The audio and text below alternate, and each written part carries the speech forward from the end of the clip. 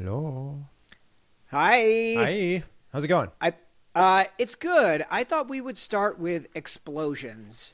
Okay. So do you want to start with House of Dynamite or Gooning? It's a good question. I guess we could start with. I mean, they're thematically related. They're Also, both pieces about edging. Listen, yeah, correct. First of all, I want to invite anyone who doesn't want to hear about Gooning or You're does so not want precious. to be spoiled on House of Dynamite. You're so precious. Use the chapters feature in your podcast. Yeah, app we were and you can initially jump supposed straight. to talk about gooning with our guests, and you're like, "We will not subject our guests to that." I was like, "All right." I seriously could not imagine That's fine. when you emailed them and put the link. I could not believe it. I could not Listen, believe it. I have many interests. I am interested what's happening with the young man. The human condition. Yeah, it seems bad. I feel we need to face it head on. Put aside our squeamishness. But let's start with House of Dynamite. Something fun for the people. Yeah, so spoilers, again, you can jump forward to the next chapter if you want to skip being spoiled. But I will say, I said it in my review, this is essentially taking Annie Jacobson's nuclear war, a scenario, which is a incredibly detailed view of walking through what would happen, but does show you that basically within 26 minutes from the initial launch, basically we're all in. Our responses have already happened. Our nukes are already flying. The Russians' nukes are already are spinning up right now, and it's all over in 26 minutes. It's all over. And it's an interesting decision to make this movie, House of Dynamite, as 26 minutes and then told 3 times so that you do get to have a long enough feature for a film.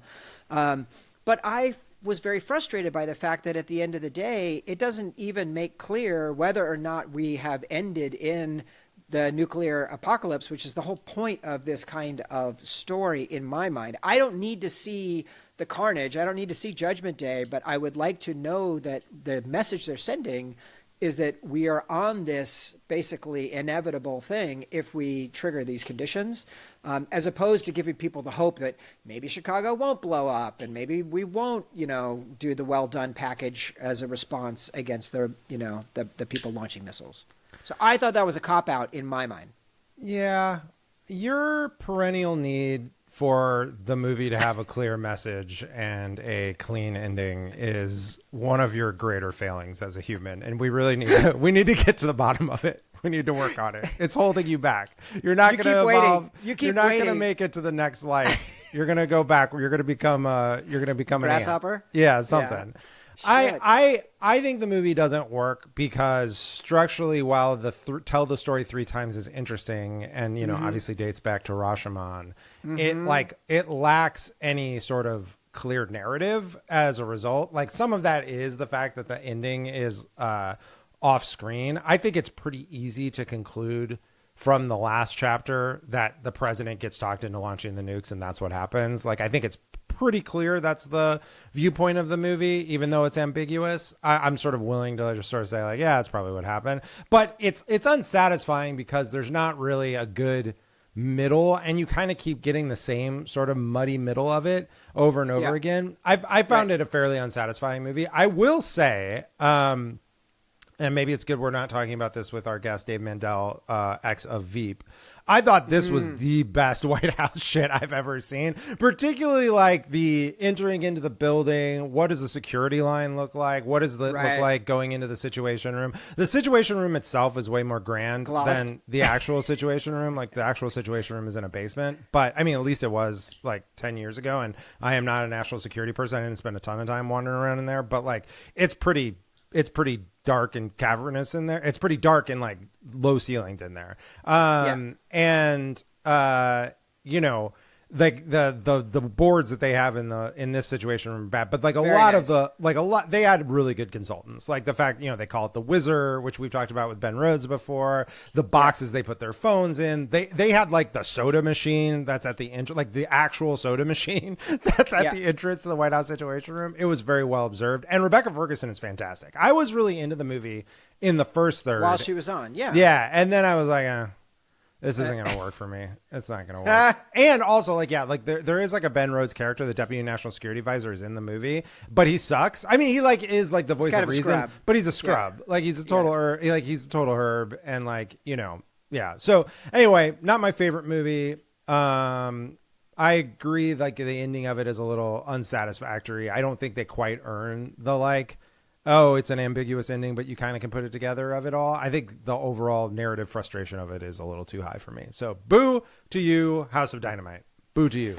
I thought it was competently filmed, and well like it was well shot, like looked good. I like the fact. I mean, it was more realistic a lot of aspects than I would have expected. There were a few narrative things that they took some liberties, like not knowing where it emerged from. Like that's actually impossible. We know. In the book, Jacobson describes that within one fraction of 1 second, we know when the launch is happening. We have a lot of eyes on this particular problem. Yeah, we spent some time. On this one. Yeah, it is interesting. Like the Pentagon is very upset about like it was a 50-50 chance of like the interceptor was going to work, and they're like, no, these fucking things work. And I was like, all right, I don't know. We'll see. According to the people Andy Jacobson interviewed, who were like, it's never successfully worked ever. This is like one of the perennial sort of national security military industrial complex like bugbears is like, does the missile defense, is it possible to actually hit a bullet with a bullet, as they say?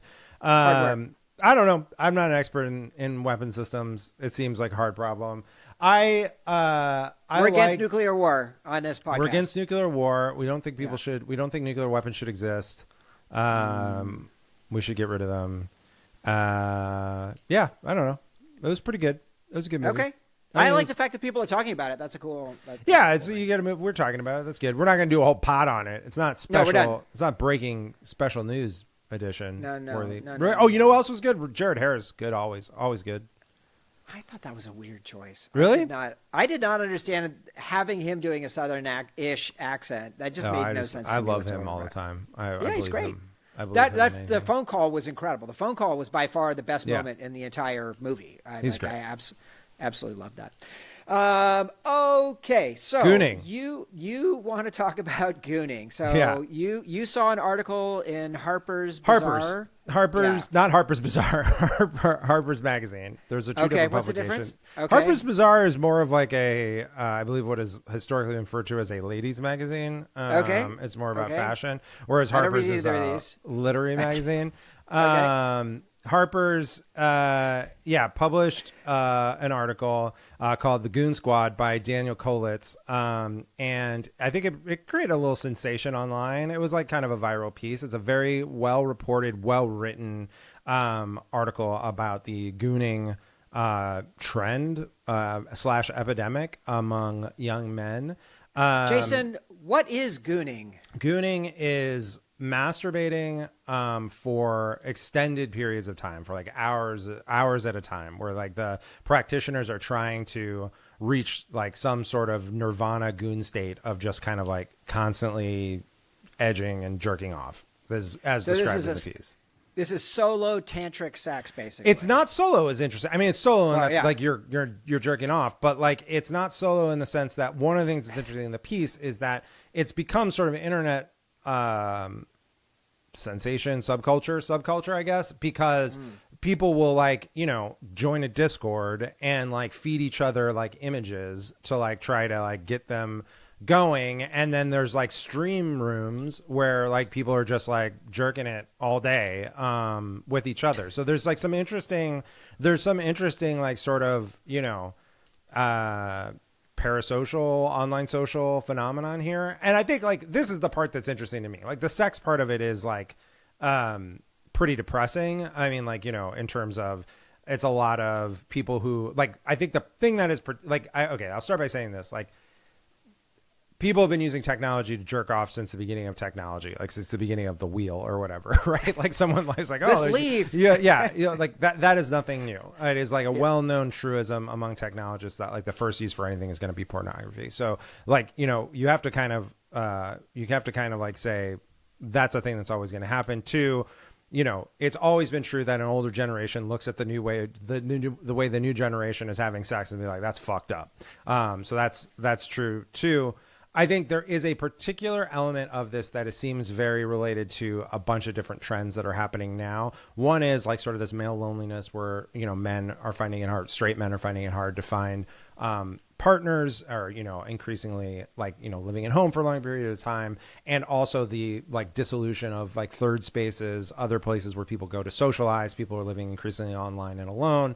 And like, it is also true that while pornography has existed forever, it is not the case that you have had 24/7 access to completely hardcore pornography, in the palm of your hand, so to speak, before now. But, and one of the things that's interesting in the piece that I did not know is the way in which they've sort of practitioners, aficionados, however you want to call it, have weaponize the type of pornography they're seeing. Like they've really this kind TikTok-y, of TikTok hyper concentrated, highly edited, and like edited and with like a soundtrack of like a narrator telling you you're worthless and terrible for jerking off to this kind of pornography. That was fucked up. Yeah, it seems bad from just like a mental health perspective. I think it's interesting because like we run a Discord where people do not jerk off together, but we do like, watch movies together, and we really value our online Discord community. And we know that like, one of the reasons one of my primary interests in the pod is because we have an online community that like we like and love and get to hang out with. Join our Patreon, subscribe to our Discord now. But like, so I believe in like the case of like, yeah, there should be like good online places for people to hang out. It's very easy for those places to be kind of not healthy for people. It's very easy for those places to become addictive. One of the things that reminded me most of the piece was I read this book, Addicted by Design, which is about the design of slot machines. And there's like a very similar thing to how slot machine addicts talk about their addiction, and how the folks interviewed in this piece talk about their thing, which is that they're pursuing this kind of void state where they exist out of time.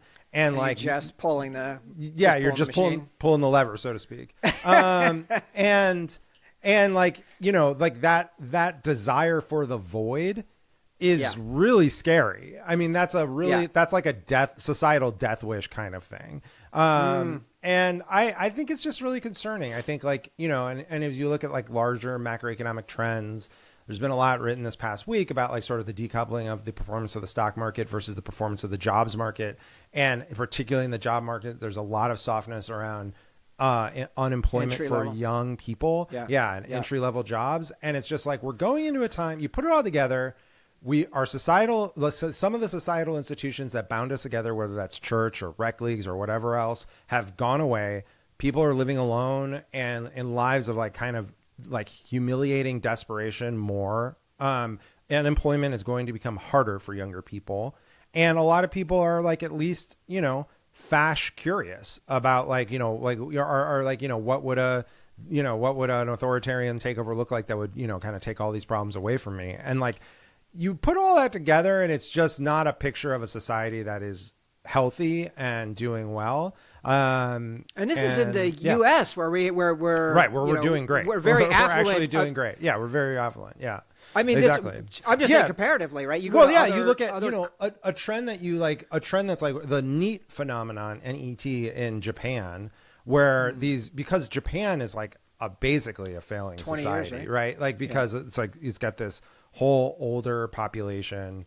Economically it's failing. Like societally it's lovely and you can sleep on the street and everything. It's like safe and wonderful and great hot baths and wonderful food. It's great. I'd love to visit you again, Japan. But like economically it's been like a 40-year slide for Japan. And they have this real aging population problem. And there's young men living at home who like never go out at all. And like live in like their apartment and just like watch anime and like hentai all day. And so like there is something about like this, there is something here and that concerns me. And I don't think we're looking at squarely. So worried about it. Don't like it. It's scary. It very much feels like, Transmetropolitan was the one that jumped in my head of like this idea of people like constantly on these different streams and plugged into these extreme channels of whatever is their thing. Everything individualized for your own personal sickness, that is really scary. Yeah. And so the question of how we try and figure out how to reestablish connection with each other and go outside, touch grass, etc. Yeah, Obama gave this speech in Dublin, or it was an interview. It was a Q&A. And someone asked him like, the internet seems like it's troubling. Like it was just kind of an open-ended, like, what do you think of the internet? And he gave like essentially a 25-minute answer that started with well, after World War II, and it was just like a complete like he has a very sophisticated, informed, well-articulated argument about globalization, like post-capitalism, the rise of the internet, the fractionalization of media, how this contributed to the current dynamic. Like he's not casually approaching this question. One of the things he talked about was like, of course the internet can be used for good. Of course it can be positive. It was incredibly positive to me during my campaigns, particularly the 2008 campaign, where, you know, people were able to organize and get involved in my campaign because of the internet. And like, I'm grateful for that. I saw the power of that. And he gives this long kind of shout out to Meetup. You know, shout out to Scott Efferman, as like, you know, like people were able to like, you know, be like, hey, we're a bunch of like, you know, we're not going to we're not open a field office in Idaho, but like if you want to like get together a bunch of people for an Obama meetup, like here's a toolkit for that, and it really worked. And he did like that on Marin too. He talked about that on. He talked about it on Marin. He's a big meetup advocate. And it's like I think that's an unsolved problem still for the internet. I think like some of that stuff, meeting up in real places, real space, has been subsumed by Facebook or subsumed by other platforms or WhatsApp or places like that. But like, you know, it really is hard to get people out of their house when they have like the simulacrum of community on their phone. And I think it's a real structural issue with how we live right now. Now that being said, like, you know, I spent all weekend in parent groups with my kids, you know, parent friends. Like, you know, we had like 2 different Halloween parties. I see these people all the time, and generally like we're friends now. I now am comfortable enough. I will tell them I have a podcast. So shout out to them. Any of them are listening to me talk about gooning. But like, you know, so like there is something there for like, you know, for certain subsets. It's not like this is like no one has any community anywhere. But I do think for young people, there's a bit of a challenge here. And yeah, anyway, it's a real worry. Something to keep an eye out. Something to keep an eye out for. Well, I will say, you know, we got these tubes that deliver content to our house. Sometimes it's gooning, and sometimes it is House of the Dragon, or it might be Veep, or it might be an incredible podcast. But we are friggin' fired up for the return tonight of our dear friends, showrunner of House of the Dragon, Ryan Condal, and the showrunner of Veep, Dave Mandel. Let's go. It's going to be amazing. It's going to be a great one. Yeah, so we're going to get into that in just a second. We will be watching with them, talking about the classic film that inspired the title of their podcast, The Maltese Falcon. Boom. Maltese Falcon. Exciting. We're continuing. This is our year of the oldies, the classics. We've run out of all movies made after 1950, it turns out. Not all of them, because next week we will be right back here. Jason, on Election Day, we will be recording the guest host debut of our very own truthsayer. Oh, Birya. Exciting. Birya. That reminds me, I still owe Birya audio. I still have not done it. I've got to do it today. I have to do it. I did it this morning. I also forgot that I owed him. Can't. I know I have to do it, and like something happens when we get done recording. I'm just like, I can't look at this microphone anymore. But I have to do it. I have to do it. Okay. That's great. Excited for Birya. Yes, cannot wait. And then his pick, this is the movie he said this morning in DMs. He said he loves it to his bones. Ooh. We are doing the movie that put Wes Anderson on the map. What is it? Rushmore. Oh, excellent. I haven't gotten a chance to watch that in a while. That's delightful. What a gift. Good movie. Oh, that's great. Good movie. So that is next week. Great. We will do Rushmore. Excellent. What else we got? Hey, Hatch news? How about some Hatch news? Hatch news from beyond. Let's see. We did House of Dynamite. So, dude started Sam's Lord of the Rings journey on Sunday. Okay. I thought you'd already done the audiobook with him. We did. Okay. So what do you mean? Oh, the movie. What do you mean? Oh, the movie. Okay. Fellowship. Great. How did it go? We watched Fellowship. It went great. He had 3 buddies over. We watched the movie. We're going into Two Towers next week. I'm very excited on Sunday.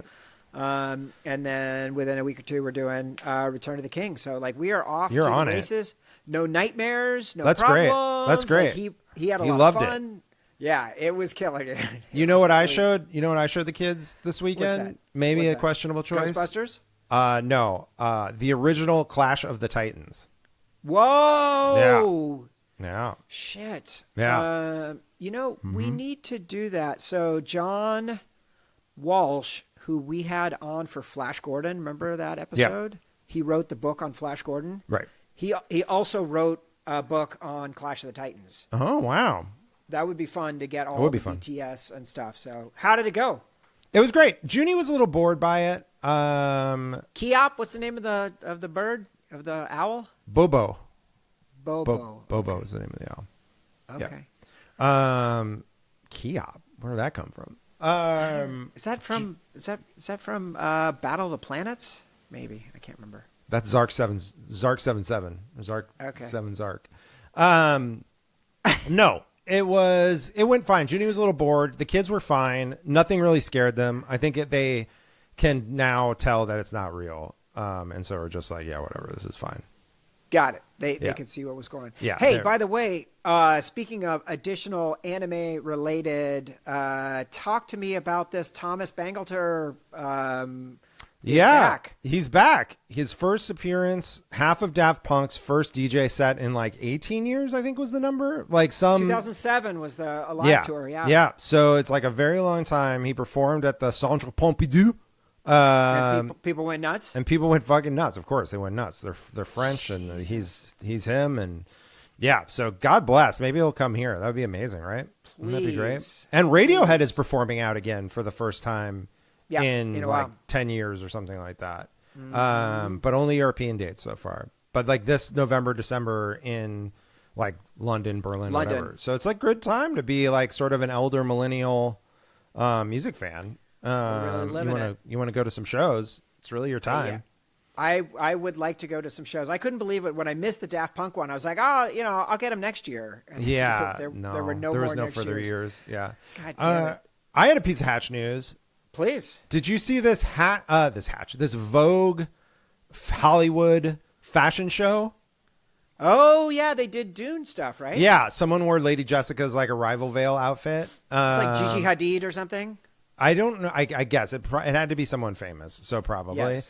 And then also Hunter Schafer wore Tilda Swinton's outfit from Orlando, which looked amazing. And did a whole Please drop the picture. Prancy dance. Yeah, it was good. The video is worth seeing because she did a whole kind of saucy runway thing. So speaking of gooning, I did see that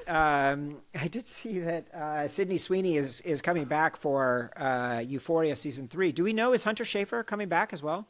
I thought they were all coming back. I thought somehow they all got them back.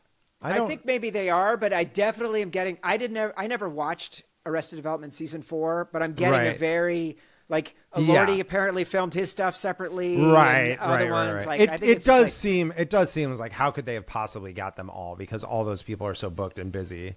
Yeah, that's a good point. I don't actually know. I'm sure it's just funny to think that when we started this podcast, we had Sarah Chips on. I think within the first year or two. That was to when do Euphoria season 1.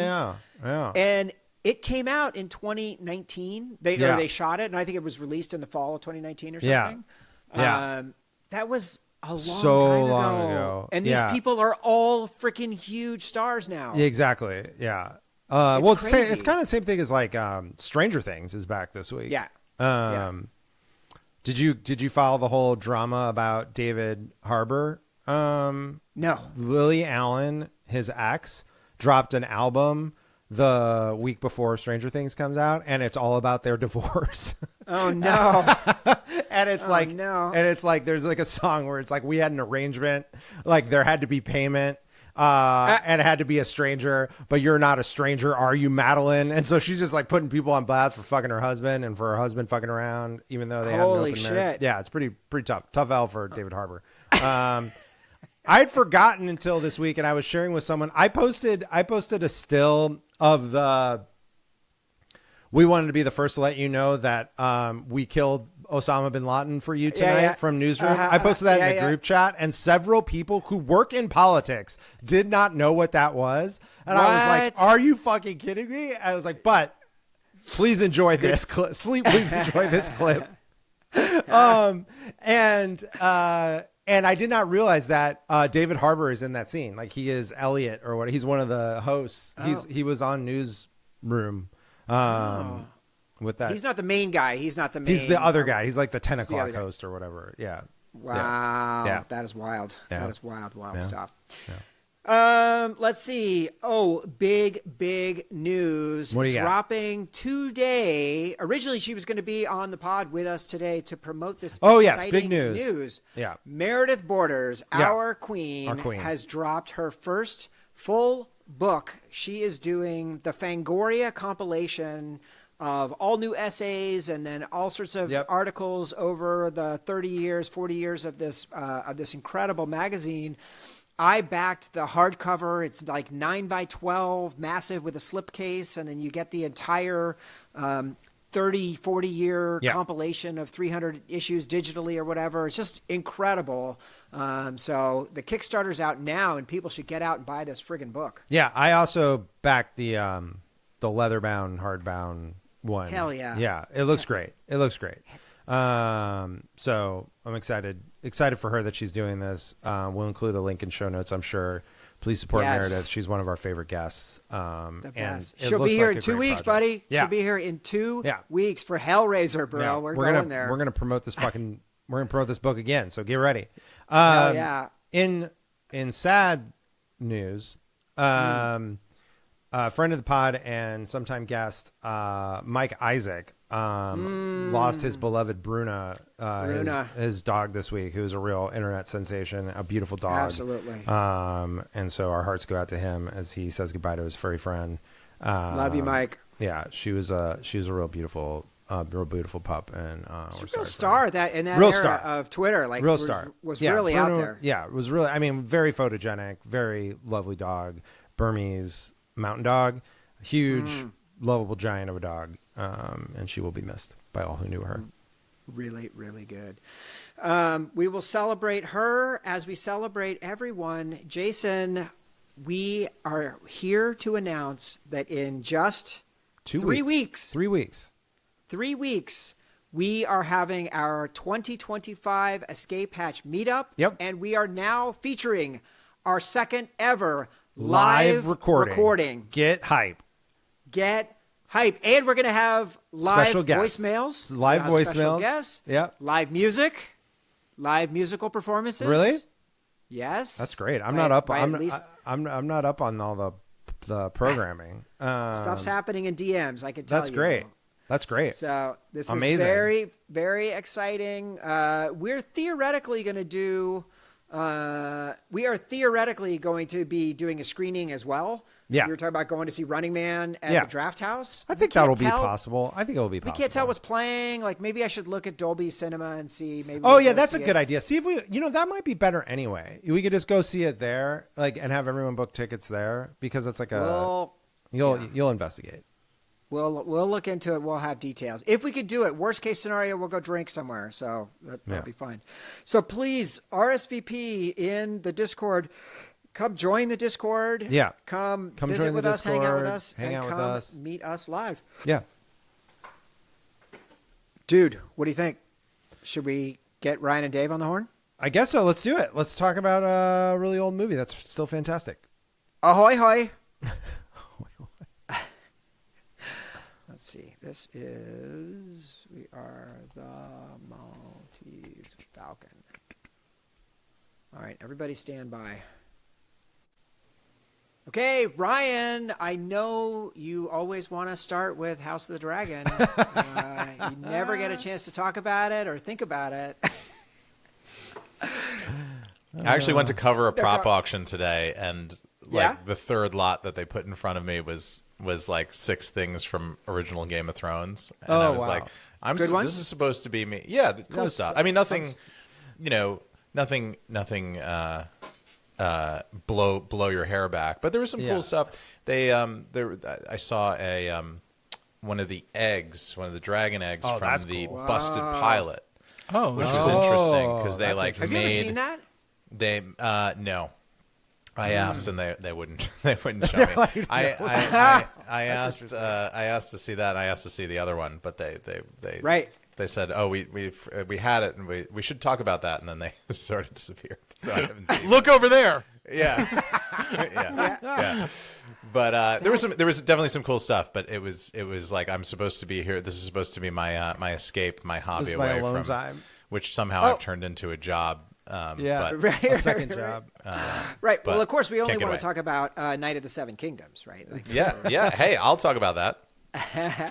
Well, I am kind of curious your idea of doing Game of Thrones, but doing it in half hour, but still with kind of comedy, but still obviously serious. This is George's world. Like, is there a difference between how you approach a story in 30 minutes versus an hour? Yeah, I mean, I do have to say, like, I'm very much the Obi-Wan Kenobi Force Ghost to that show. Like, I showed up at times of questions and maybe need in crisis, and just offered advice to Ira Parker, who's the very capable and showrunner. lied to the protagonist famously. I did. I did. I freaked him out.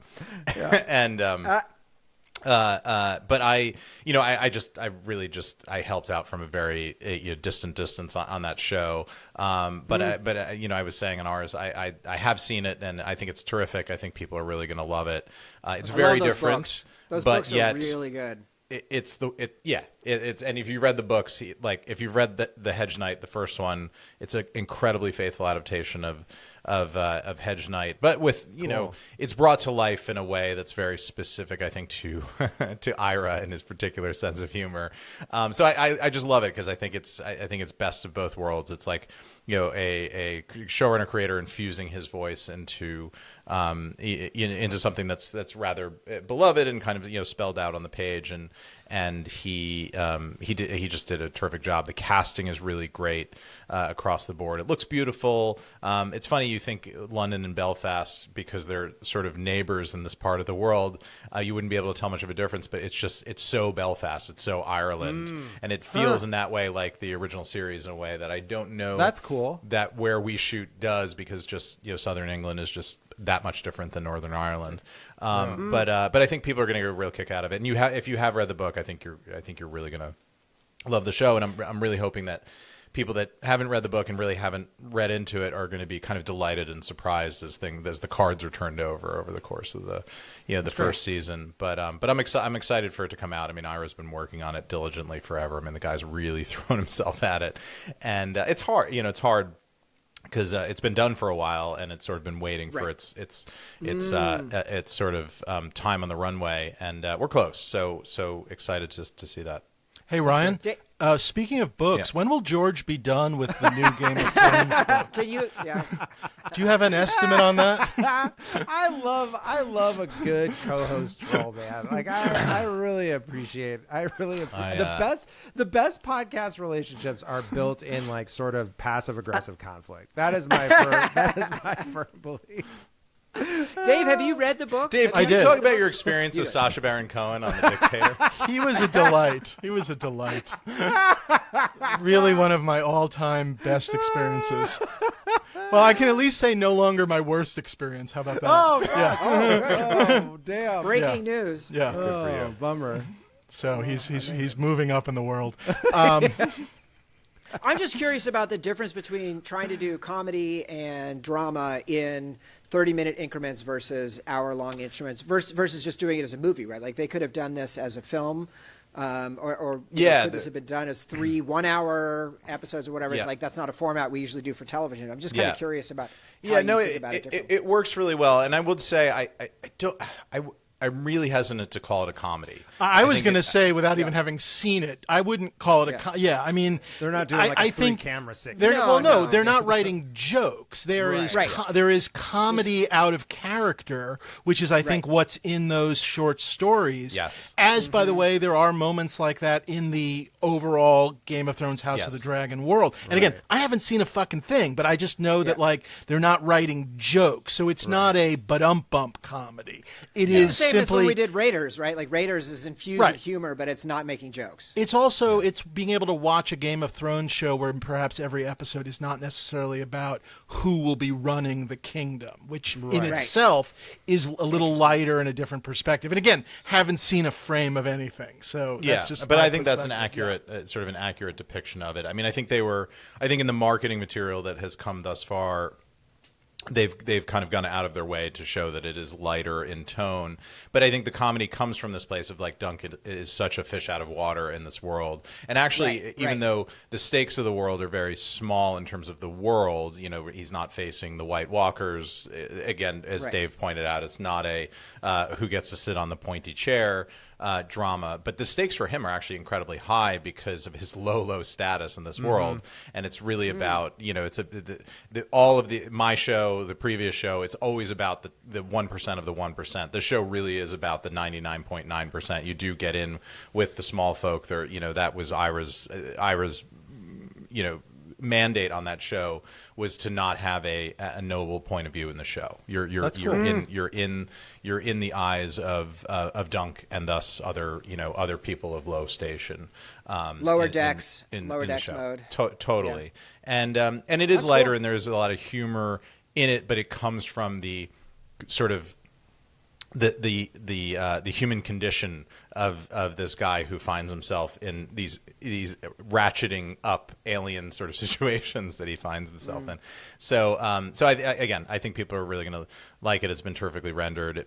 It looks beautiful. The art direction, the costumes, the swords. The swords were done by Tim Lewis, our sword guy. So there's just a lot of like intra-world continuity. It feels even though it's tonally different, it does feel of the universe and of the world. And this is about I guess 100 years before the original, so it's like 70-ish, 60, 70 years ahead of us. So it's actually nice because it like sits in those places. It's a different time period. You can see how different the things in the three different time periods look as you look across the series, and hopefully people like it.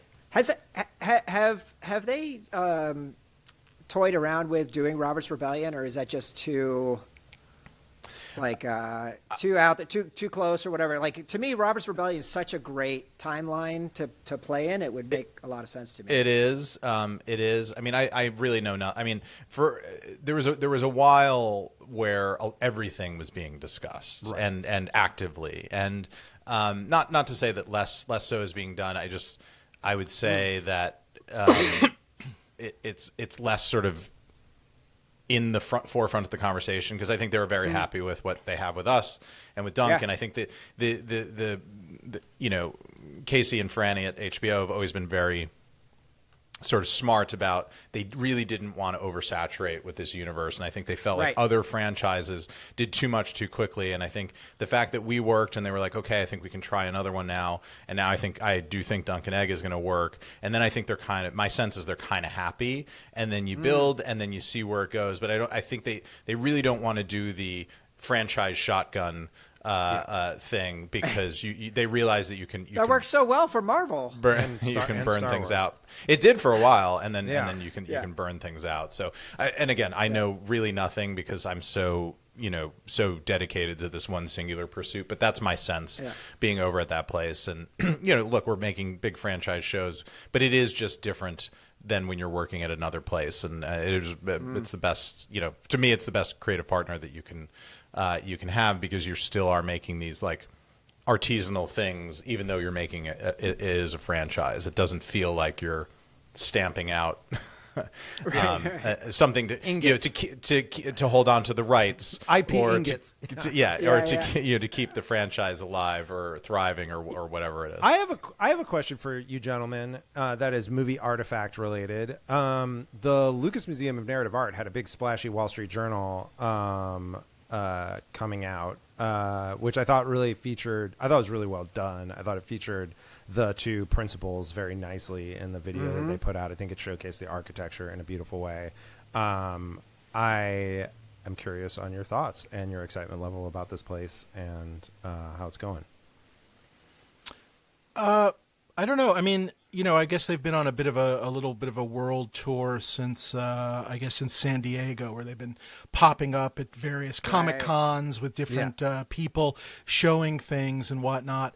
I mean, He has an incredible art collection, which I'm dying to see. His illustration art collection, his Norman Rockwells, et cetera, et cetera. I think people are a little obsessed on what Star Wars stuff will be there in a funny way. And don't get me wrong, nobody likes Star Wars more than me, but it sort of feels like beside the point. I am excited. Again, like everything else in Los Angeles, it seems to be going slower than you would like it to go. And but I'll certainly, I'll be there when it opens, but it's really hard to tell because, I don't know. It's very, you can look in the pictures, but it's not like they're not really giving a lot away. I guess they're being sort of very purposely sort of sly. So there wasn't a lot of detail on the collection of like what, it's like, what is like the Mona Lisa of this that like people are going to come to flock to see, which I guess maybe is meant to indicate and in them showcasing the massive architecture. Maybe it's more meant to indicate that's like, it's the volume of shit that we have that is going to like, be the draw. The collection. Yeah. I did see that, like, for the outside, every panel was a unique, different panel. It's not like they had tons that were the same. Like the way the architecture was made, that's part of why it's been so expensive and so time consuming to build the damn thing. It's a beautiful building. I mean, when looks you look amazing at it from the outside, I mean, it's stunning. It looks so much like the Selena Meyer Vagibrary that we made in the finale, the back end of Veep. It is.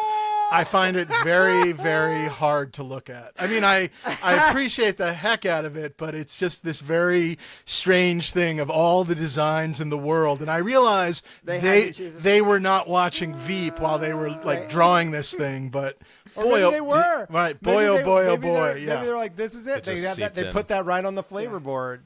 It's like when Elaine had those Ziggy bed sheets and it just went for it. Yeah, right. Yeah. Do you have the maquette? Do you have? I do. I have the in my office. There you go. Really? See, it all comes back around. Wow, that's incredible. We should get the curator on the podcast, Dave, and then you can bring out your Vagibrary maquette and ask the Perhaps I'll questions. Donate that to the Lucas Museum. There you go. Against their will, just keep trying to donate it, and you guys really want to take a look at this. Yeah, it's great. Amazing. Well, so you all, in addition to incredible shows that you have created, whether it's House of the Dragon or show running Veep or working on Curb, Dave, SNL, Seinfeld, you all have created the incredible podcast, The Stuff Dreams Are Made Of. And we wanted to get into, because this year, Ryan, you started this with us after we've hit all of the major Arnold movies that are out there for us to hit. We haven't done a Racer, right? There's some End of Days, Racer, Kindergarten Cop. End of Days. Yeah. I mean, there's some I think Kindergarten Cop counts. It's that counts. Yeah. The other two do not. Yeah. True. But this is your 11th appearance, Ryan. But last time you came here for Rear Window. God damn. Yeah, 11. Wow. Do I get a jacket? Yeah. You should it's get on the way. a double jacket. It's on the way. But when you did Rear Window, that opened up the 50s for us suddenly. Mm-hmm. And so this year we've done Sunset Boulevard, we did Casablanca. Oh, beautiful. Nice. As soon as we were doing Casablanca, I was like, oh my God, we have got to do the Maltese Falcon. So we are so thrilled to have you guys joining us from here. And obviously we're going to get into some prop talk as we get into this movie. But are you guys ready to do so? Oh, please. We are indeed. All right, here we go. The Maltese Falcon is the stuff that dreams are made of. Sam Spade is a private detective in 1941 San Francisco. But just 24 hours after the gorgeous Bridget O'Shaughnessy walks through the door of his office, Sam's detective partner will be murdered, and he will find himself targeted by the police and a group of nefarious criminals who think he may be the key to locating a priceless relic they've been hunting for more than a decade. Carefully playing off each group against the other, Sam will race against time to avoid getting killed or pinned for murder and try to escape with the treasure of a lifetime. But in the end, they will all learn the price that must be paid for the foul deeds they committed in pursuit of the illusory dream of wealth promised by the Maltese Falcon. That's great. Bravo. Well done. Well done. Thank you. Dave, what was your first experience with a Maltese Falcon? Boy, I was trying to think about this. A Betamax tape. That my uncle had an early Betamax, and he had a couple of movies and Just Video? Was that the name of the store? What was it called? It was Video? Just Beta was the place. Yes, Okay. but this is I think even before Just Beta. And among his first batch of movies, for whatever reason, was a copy of the Maltese Falcon, and then my father brought like our video player over, and so we recorded a VHS of his Betamax, and so that was one of our like 4 movies that we had. And it feels in my brain like it was right around a time when Ted Turner was colorizing a lot of stuff. Oh, yeah. And so to have the non-colorized version, because you were constantly like seeing on TV this weird thing where he's wearing a blue suit and his face is red, and it was all very strange looking. And so we had this black and white, I guess, bootleg, for lack of a better word, of the Maltese Falcon. And then that sent me down sort of a kind of like teenage Dashiell Hammett sort of reading thing, which then also sent me backwards into the movies. Did you get the hat? Did you get a hat? No, hatless. Okay. But I had a crappy Falcon replica like on my dresser, and I had one of those. Wow. I don't even know what you call them. It was like that young. Yeah, it was a ceramic Humphrey Bogart with like a large head and a small. You know those things that you see like in like crappy junk stores, like the Al Hirschfield sort of, but not exactly. Like sort of cartoony, but sort of lifelike. And I don't even know like who makes them anymore. You're playing with dolls. Well, except it didn't move. It didn't move. It's like a pre-Funko Pop. Yeah, and so it sat on my dresser, those 2 things, and then that also sent me down the path of the Thin Man movies, which were really very fun too. My PT was recommending the Thin Man to me today. She was like, "You have to watch these movies." Very enjoyable. Really? Yeah. Okay. Cool. That's great. Especially at the time, and again, I lose track of the years. Things like Moonlighting were super important to me as a show. And the second you're sort of liking Moonlighting and then you get to see the Thin Man, you're just like, oh, I get it. I get where some of these things are being pulled from. Anyway, Cool. Ryan, how about you? I probably saw it in I would say the DVD, possibly Blu-ray era. I was fairly late to it. The reason that I found it was because I had gone through in the sort of early mid 2000s, I read somewhere that somebody's like, well, if you can't afford to go to film school or can't get into film school's right here for you. Watch the AFI Top 100 Movies, and so I was slowly making my way through those, and there were 2 versions of that list. So I actually was a completist. I think it was done every decade. So maybe there was a 1990s list and then an early 2000s list, and then it changed. Some things. New things got added on, things fell off. So I did the completist thing and saw all those movies. And I was I was a big collector at the time, but I was collecting replica props. So I was certainly aware of the Maltese Falcon as an object and, noir detective novels and all that. And I was really interested in like originals collecting simply because of the story and the history of it. And I love this idea of like lost historical artifacts and all that. So it all kind of combined together, but in very quick succession. I saw the movie, got obsessed with the movie. I read the Dashiell Hammett book, did a bunch of historical research on the movie, and then one of my early sort of unloved kind of pre-professional feature screenplays I wrote was called Bogey's Falcon, and it was actually a story about a guy who's the son of this movie memorabilia collector from like the olden days, the golden era, and his father, when he was young, sort of died under sort of mysterious circumstances, and it was never really talked about.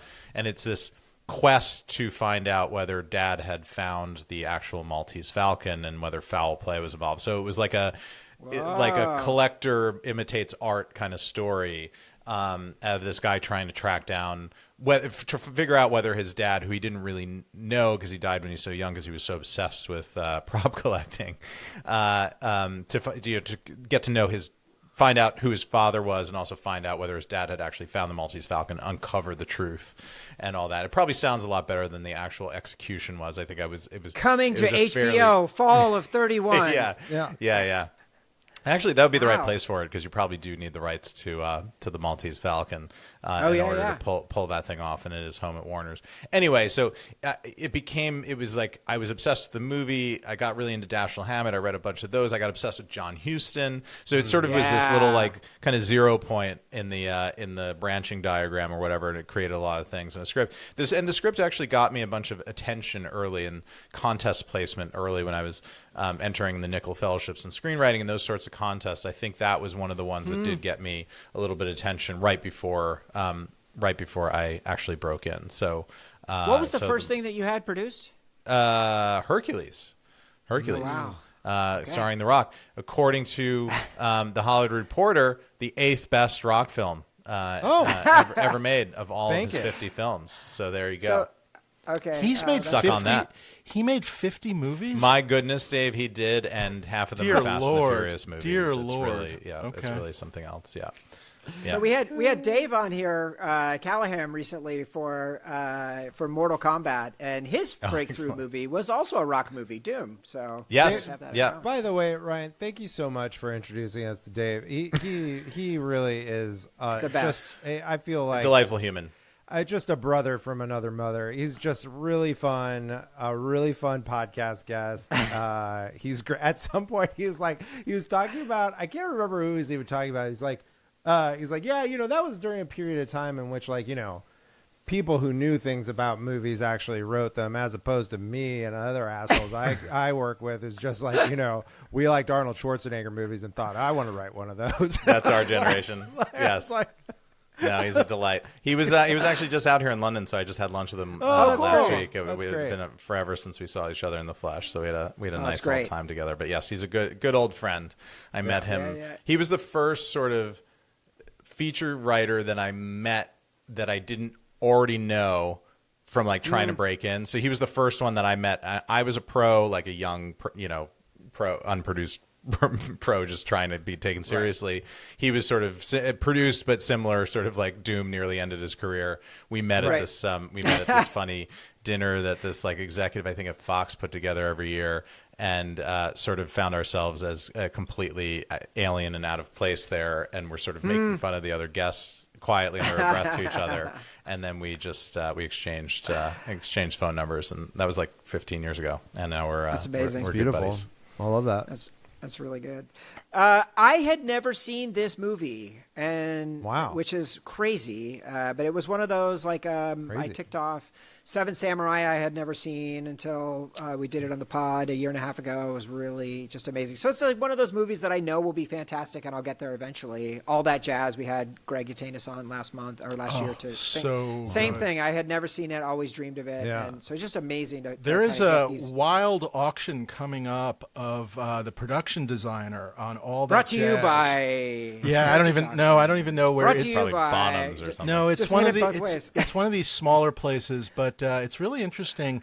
It's a guy who worked both in Broadway, which is I guess how he got to know or got involved with Bob Fosse, but he also did All That Jazz. And in the auction, they have a bunch of the fake posters for the Roy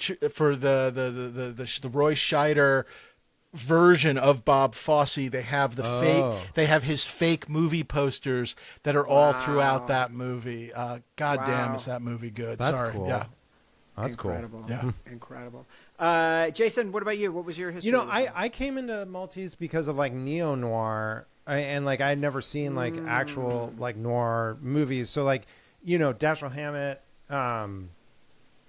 is the inspiration, is like, sort of the basic source material for Miller's Crossing, and then like had seen obviously like movies like Brick or whatever, and like a lot of contemporary like sort of noir hard-boiled stories, and had never seen like kind of the original source material, so I went through a phase of like, all right, let's just watch them all, And Maltese, like, definitely, I think, stands out as, it's as its own category of one of just like, no, this is the form, this is what you should be going for.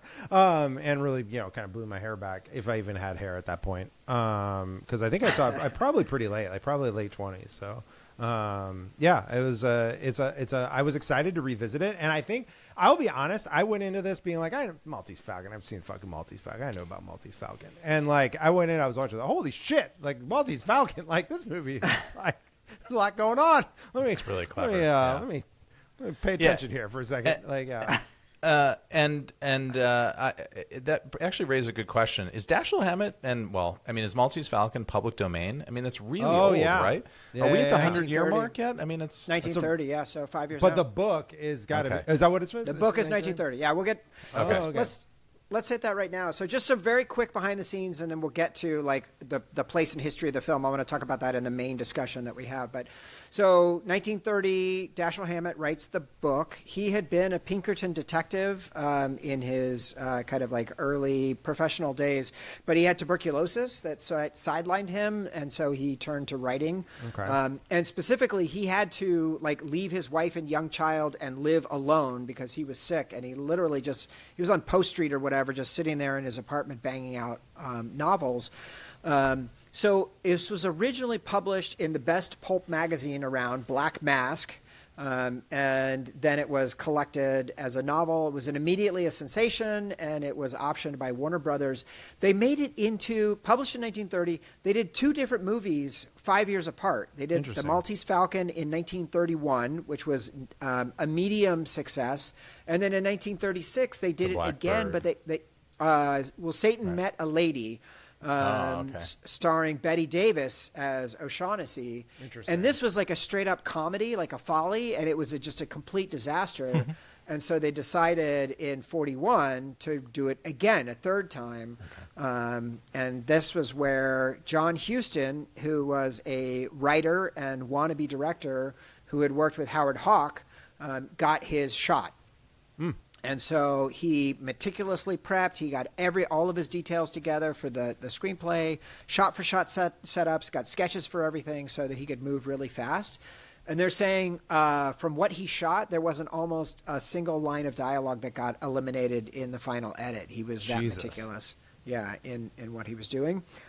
Shot in 5 weeks on the Warner Brothers backlot, entirely in sequence, and including the final scene, which is 35 minutes of the movie, is this one final scene, which obviously we'll get to. That's just nuts. Fucking nuts, man. That's like some real autism shit right there. Because like to hold this movie in your head and just be like, that is like some really like, Bobby Fischer, like I'm just gonna play the board without seeing it situation. Because it's just like, all right, like like that's they didn't, and like it just was like, yep. Just no need to edit much. We've got it. That's pretty crazy. It's like a stage play at that point. You're just putting on and filming. Yeah, but it's not a stagey movie. It's not a very stagey movie. Like I mean, obviously it's people talking in rooms, but like it's so complicated, and you have to follow the plot to so many different places. I don't know. That fucks me up. Two things I was going to throw in. Number one, tuberculosis is the funniest euphemism for being a big drunk that I've ever heard in my life. And number two, just to tell people, there's a very famous story which Ryan knows as well, which is about his writing of the screenplay, that allegedly he took the book, tore the cover off, threw it at the secretary, and basically said, type it into script form. And so there was both a speed, but also it speaks to the book itself and how strong the book really is to begin with. Yeah, and apparently the producer picked up the script, like, while Houston wasn't even there. The producer, like, saw the script, grabbed it, read it, and was like, we're a go on this picture. Let's make it happen. Well, Dave, the other name for tuberculosis is consumption, and I guess a lot of consumption. There was a lot of consuming. The budget for this film, $375,000. Worldwide grossed $1.8 million. Also at the box office in 1941, we had The Philadelphia Story, Sergeant York, How Green Was My Valley, and Citizen Kane, which we should probably do eventually on this pod. On this pod. All right, Ryan, where do you want to start? What's the first thing you want to talk about for the Maltese Falcon? I mean, I just love the setup and the structure of it, and it's one of these things that's become so ingrained in our culture and so iconic, but there are so many detective noir tropes that you take from that first really 15-20 minutes or whatever in the office. I mean, even the Venetian blinds casting the shadow on the desk and the detective's name scrawled backwards on the window, all those little hallmarks, and then the mysterious woman coming and hiring the private eye. And it's like, is this the first one? Was it done before? It's like because it just becomes it's done in neo noir, it's done in future noir, like Blade Runner did it. It's done in comedy and parody. But I just think of when I watch it now as an adult, I think of all those things, and like, was John Huston, who was a very young man doing it at this time, did he really in his 20s originate all of these things that are still permeating film 100 years later? I mean, it's kind of an amazing accomplishment. That's the first thing that kind of strikes me. But the other thing that is interesting about this is, for a movie that so much has been taken from it, a lot of times when you go back and watch the original one, you're bored by it because you feel like you've seen it 1,000 times. You feel like it doesn't seem original because everybody else has already kind of picked at the bones. But beyond everything you're talking about, Ryan, and it's absolutely true, it is just a hell of a tight, really good story. I showed this to he's now 16, but I showed this to when he was 15 to my son, and he's not a black and white film fan. He's not looking for old-timey actors and whatnot, and he was locked in, and that does speak to it. And I do think it's a really interesting thing about something that, again, is such a touchstone for these movies, and yet, again, just to add one other point to it, the notion of O'Shaughnessy, Wonderly, whatever you want to call her, the dame who turns out to be the bad guy, if you will. I mean, we have now seen that 4 billion times, right? Yeah. And yet somehow you watch it, part of you knows that she's you've seen it many, many times, and it just doesn't matter. Yeah, it works. It works, and it hurts. Yes, absolutely. Because she's like transparent about it. She's like, just give me time. I'll tell you about it later. Like, I can't tell you now.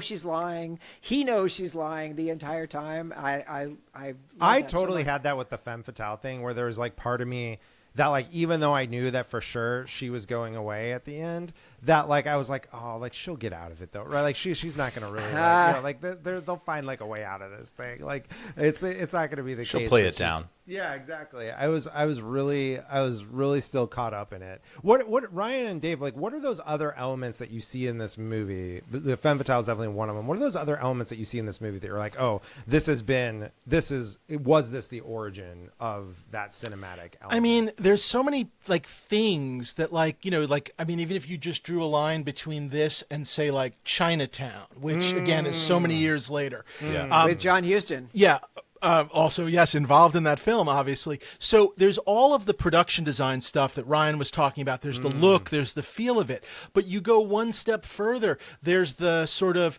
the His Girl Friday secretary. That's a truism, that the detective always has this sort of super loyal, like, secretary kind of a Money thing. penny. Smart. Yes, really pays attention. There's the antagonistic relationship with the cops. That's that's a thing that just plays through so many of these movies. The code, so a flawed character with a code, maybe not the same code, but kind of a code. Like, even though gets shot, I'm flawed, but I'm going to stick to this. And so it's just wild to see these things kind of. They don't change. Frankly. Yes, the dead partner avenging. Yep, exactly. Yep.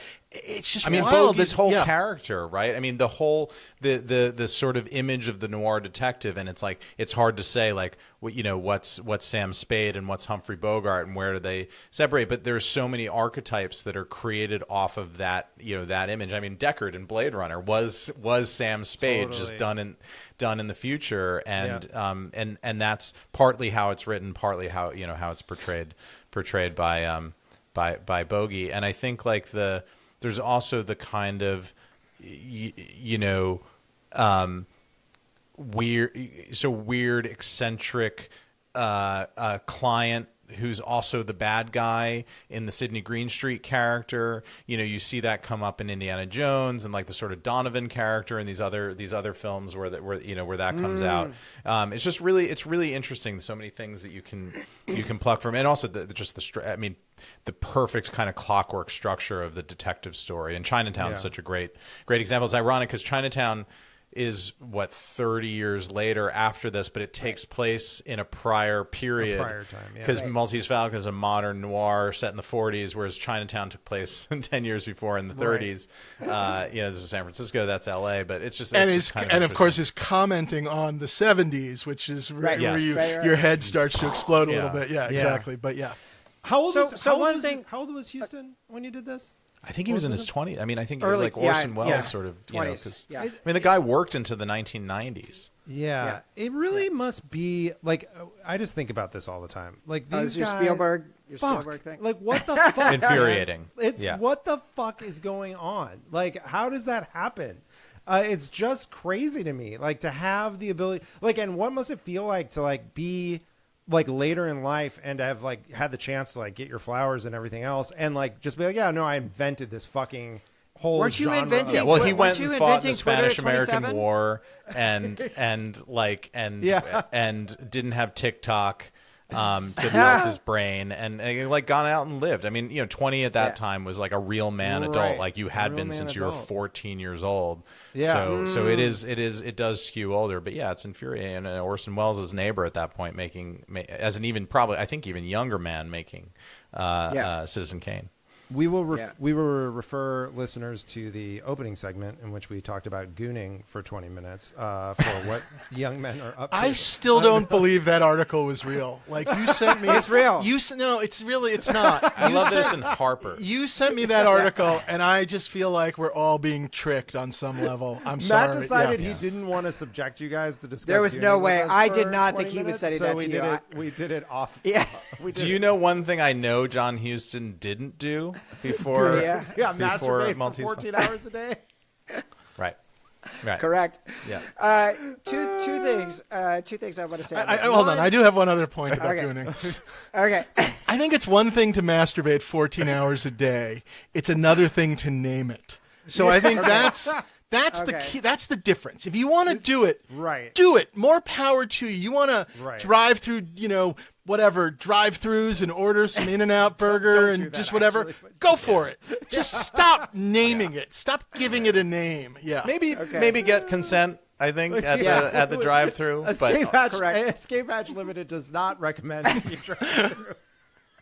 But stop naming it. Yeah. Yes. Agreed. Okay. We can all agree on that. We're sure they're not just lying to this writer. Like, this isn't one of those things where they're just playing a trick on the writer and it's like, no, we call it gooning. Nothing's real anymore. It's real because we read it in Harper's. So I guess it is Harper's. Jesus Christ. Yeah. It's been instantiated. So I was just going to say, Ryan, to your point, Hammett's big invention in Maltese Falcon and his work was moving mystery out of high society. So sort of like the Agatha Christie's and the Sherlock Holmes, where all of the mysteries are happening in the drawing parlor of high society, and moving it to the streets. That was another major part in the formation of film noir. And that notion of having it be these more gritty people and Sam Spade on the street and working with the cops. And that sort of gave it the feel. And is this the first real MacGuffin too? Like, is that, you know, I mean, Hitchcock is doing his silent era. I'm sure there's something in there, but I feel like with Hammett maybe, you know, because obviously he wrote the book, not crediting the movie for Hammett, but the idea of this object that everybody is after, that no one really knows what it's named, but no one's seen it, no one knows where it is. This feels like an invention of this period of noir storytelling. Yeah. For sure. And to have the confidence to place that kind of thing at the center of a story and like be like, oh yeah, no, like this is like, we're just going to you're going to believe that this is actually really important, even though you don't see it until the third act. And like, even then you're not seeing the real thing. Like it takes, you know, like there definitely would have been audiences who are just like, but like it wasn't even real. Like when do they go? What happens in Istanbul? Like, you know, do they ever get the real? You know, like it would have been. I was going to say there's an incredibly almost like Jaws-like slow roll of sort of information about the statue, the Falcon, the sense that like people are after it, deaths and whatnot, and then it almost like it takes forever till you actually get to see it. Like you see it and it's sort of wrapped up, and it's like, oh, is that, you know, and in that very sort of like slow play way, which is really kind of wonderful. And unlike most MacGuffins, I feel like you actually want to see it and want to know what it is. Whereas like in Notorious or whatever, the microfilm, you know, the whatever he's trying to get out of the wine bottles in North by Northwest, which that Pulp was Fiction. Microfilm. Yeah, I mean, I guess you kind of want to know it's in the suitcase, but because they're not telling you what's in the suitcase, you can't. Your brain, they're not saying there's a Maltese Falcon in the suitcase, so you can't. Your brain can't go, oh, I want to see what the Maltese. You're just like, I want to see what's in the suitcase. But this way, you're really like, you're as invested at the end as Spade is in seeing this thing, and is it real, and is it covered in jewels? And I think the brilliance of that is the sort of Ark of the Covenant mythologizing that's done at the beginning about this being this jewel-encrusted falcon that's given by the Knights of the Order of St. John to the King of Spain as, you know, as rent essentially for giving them the Isle of Malta.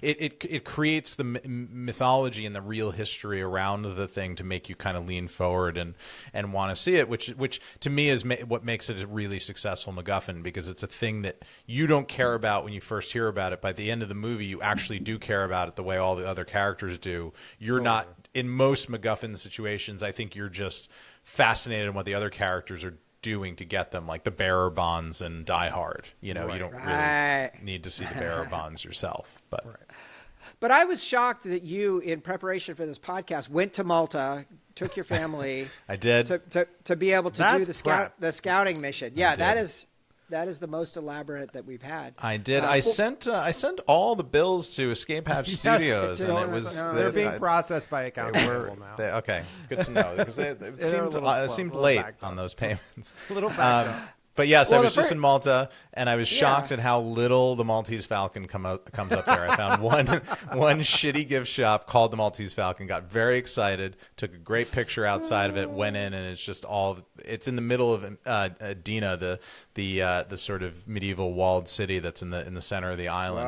And I was like, oh, this is going to be awesome. And I go inside, and it's just the same shit you can buy you can buy at the airport on the way out of the city. So that was disappointing. I found just one set of little like crappy sort of porcelain adjacent figurines. Like there was a white one and a black one that were too small and whatever, and didn't really look like it. But that's it. Otherwise you don't hear about it.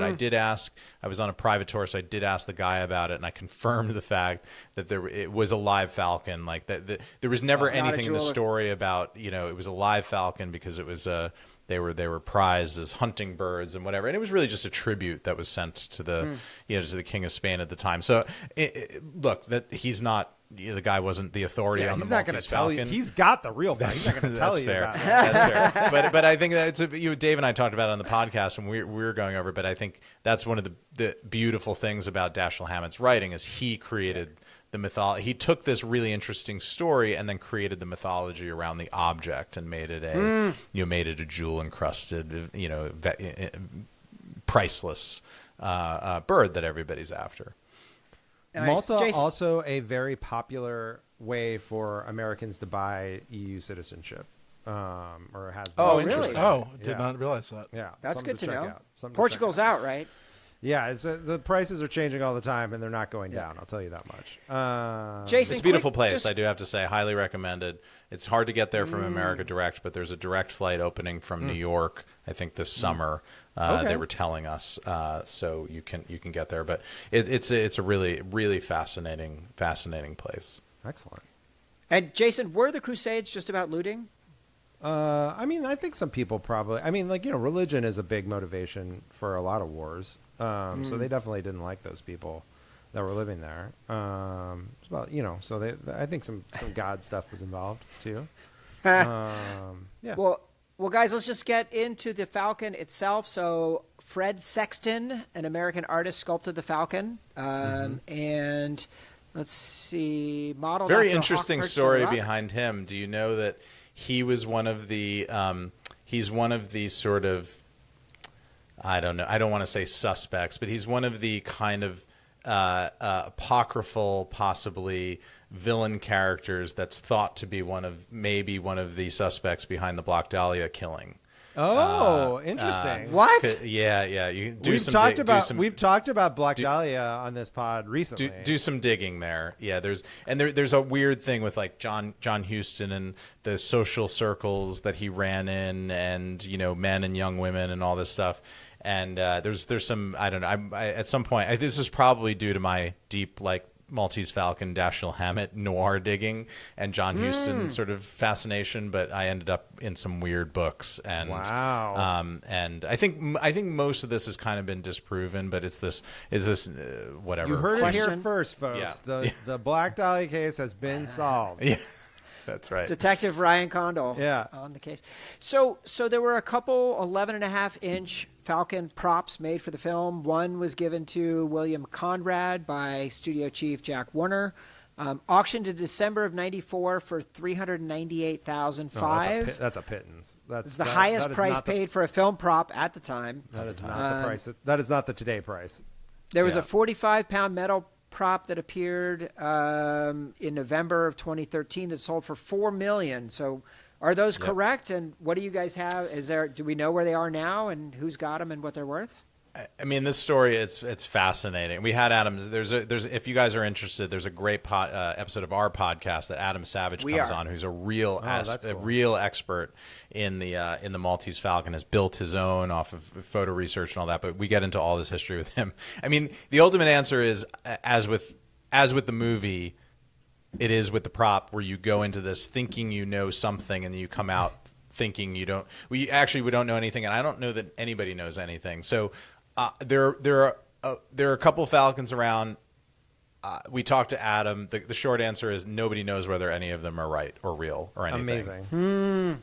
Yeah, because there's just not good provenance. Like we don't there's no sort of, you can't trail it back. There's just problems around around everything. And there's this cast one that's around, which there's this story that Humphrey Bogart dropped one and almost took off his toe, and that's why the one has dented tail feathers. Yeah, and this was one of the big heavy lead ones that was in the Warner Museum that you could see on the studio tour for a long time. But then the story was behind that was that the tail feathers were dented because it was dropped at the museum, and the dentist that owned it and had loaned it to the museum got this huge insurance payout that was worth more than the actual price that he had paid for the Falcon, because the value of it had gone up so much over time that the damage to the Falcon was worth more than he paid for it. So it's very interesting in a way, but it's really hard to pierce and penetrate. I don't know, Dave. I mean, do you remember anything?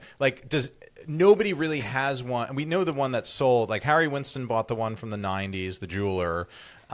Which I don't think that one has really been seen publicly. It's known that no one's ever seen one that, I guess you could say, screen matches the scratches of that close-up shot where they're kind of like, it's fake, it's fake. Right, and it's only in that one scene. It's on the film for a few minutes. Yeah. So they didn't need dozens of them. Right. And sure, there could have been a lightweight. You can tell when he rolls it over on the desk. You can tell that it's heavy. Right. So I think the lead thing is a real story, but that one there should be one out there with all those key marks on it, or the knife marks or whatever. Yeah. But there's an interesting book.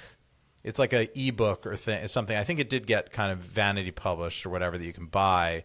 It might be a little hard to track down about the cast one, because there was this cast one floating around that seems to be purported to be at least photo matched to something at the time. That's to me is the most interesting one, not really the lead ones, but that one. I mean, David and I went and saw the 2013 one. We saw it at Bonham sold that. It was on display in L.A. Everybody that lived there went to see the thing because, oh my God, they found the Maltese Falcon. And look, I was staring right at it. It was old. It was something, but it could have very easily been something pulled out of the same foundry mold that they made back in 1940. And that was one of the stories that we talked about on our show, which was told to me on the Warner's tour like 100 years ago, before like when I visited California in like the late 80s. So again, before props were a thing and a value and whatnot. And the guy that used to, you basically, the Warner's tour at that point was this very cool casual thing where you would kind of like, it would be like 6 people on a golf cart and they would just kind of, there was no like specific route, and it was just Crazy. Like, what's going on the lot? Oh, we're filming something here. We'll take you around. And that guy said that they did a crew gift or like a high-end crew gift of, basically of Falcons that they wrapped up just like the wrap-ups and kind of delivered them like that. So what are those, and why are are those what we're seeing? Have those ever shown? Is that guy telling the truth? I have no idea. But again, the photo matched, that's that. No, not so far. Yeah, that's crazy. That's still out there. That's exciting. Yeah. That'll be a big moment. Yeah. Can I just ask really quick, Dave, why didn't you buy the lightsaber? I was the underbidder. I tried. Oh, I went for it. What was the final price on that one? I don't even remember now. 3.7, and then the final bid was 2.9 plus Vig. Right? Okay, plus Vig. Yeah. It was a lot. Yeah, I really wanted you to get that one. That's Maltese Falcon too. Money. Yeah. And now I can save for the Falcon when that comes up. Yeah. Yeah, Perfect. exactly. Perfect. All right, Dave. So we've been kind of moving around a little bit, but what's your first thing that you wanna make sure we hit? What is my first thing that we want to hit? Jesus Christ, I feel like I've already said everything I wanted to say. First thing that I want to hit is, I guess, and I know I mentioned it before, the code, because I think there's something to that code thing where not only, again, you see it in every movie, but like without him and his code, there's like no Han Solo. Do you know what I mean? Like that is just such a basic part of this character that kind of carries through the scoundrel, if you will, of basically the entire future of movie making. But also within this film itself, it's almost heartbreaking, a little bit of just sort of like, someone's got to answer, and it's going to be you, and here's why, and that's okay if I'm going to be alone for the rest of my life in kind of a wonderful way. And it always jumps out at me, and I always find it to be just a really extra cool element of the film. Yeah, that's really cool. Yeah, even that opening scene where they know she's full of shit, and they're stoked because they're taking her $200. They know she's paying. The looks that they're kind of giving between each other. Yeah. I do like that. I do like this point about the code, because I think one of the things that really stood out to me in watching the movie this time was like how full of shit Humphrey Bogart, Sam Spade, is during the movie. Like, there's very few scenes in which he's like always playing something. Like, he's always like playing an angle in every part of the movie. And it's like, where I was like, does he really like her? Like, does he like her? Like, what's the degree to which he likes her? And like, is that just an act? Or like, does he have any friends? Like, is he just using, what is his deal? And the one part that felt truest was when he's like, look, your partner gets killed, you're supposed to do something about that. Right, even though he's sleeping with the partner's wife, none of that matters. Yeah, exactly. But you have to, this is the one thing. This it's like the one thing. I wish I didn't. I wish it wasn't on my list, because it really kind of, put me in, it gave me a whole bunch of stuff to do that I had to go out to, this empty lot and, on the peninsula. That sucked. And, I have to say, if somebody killed Dave, I would be really upset about it. You'd hunt them down. Right. Well, I'd just be really upset. Send a letter. I would write a strongly stern worded email.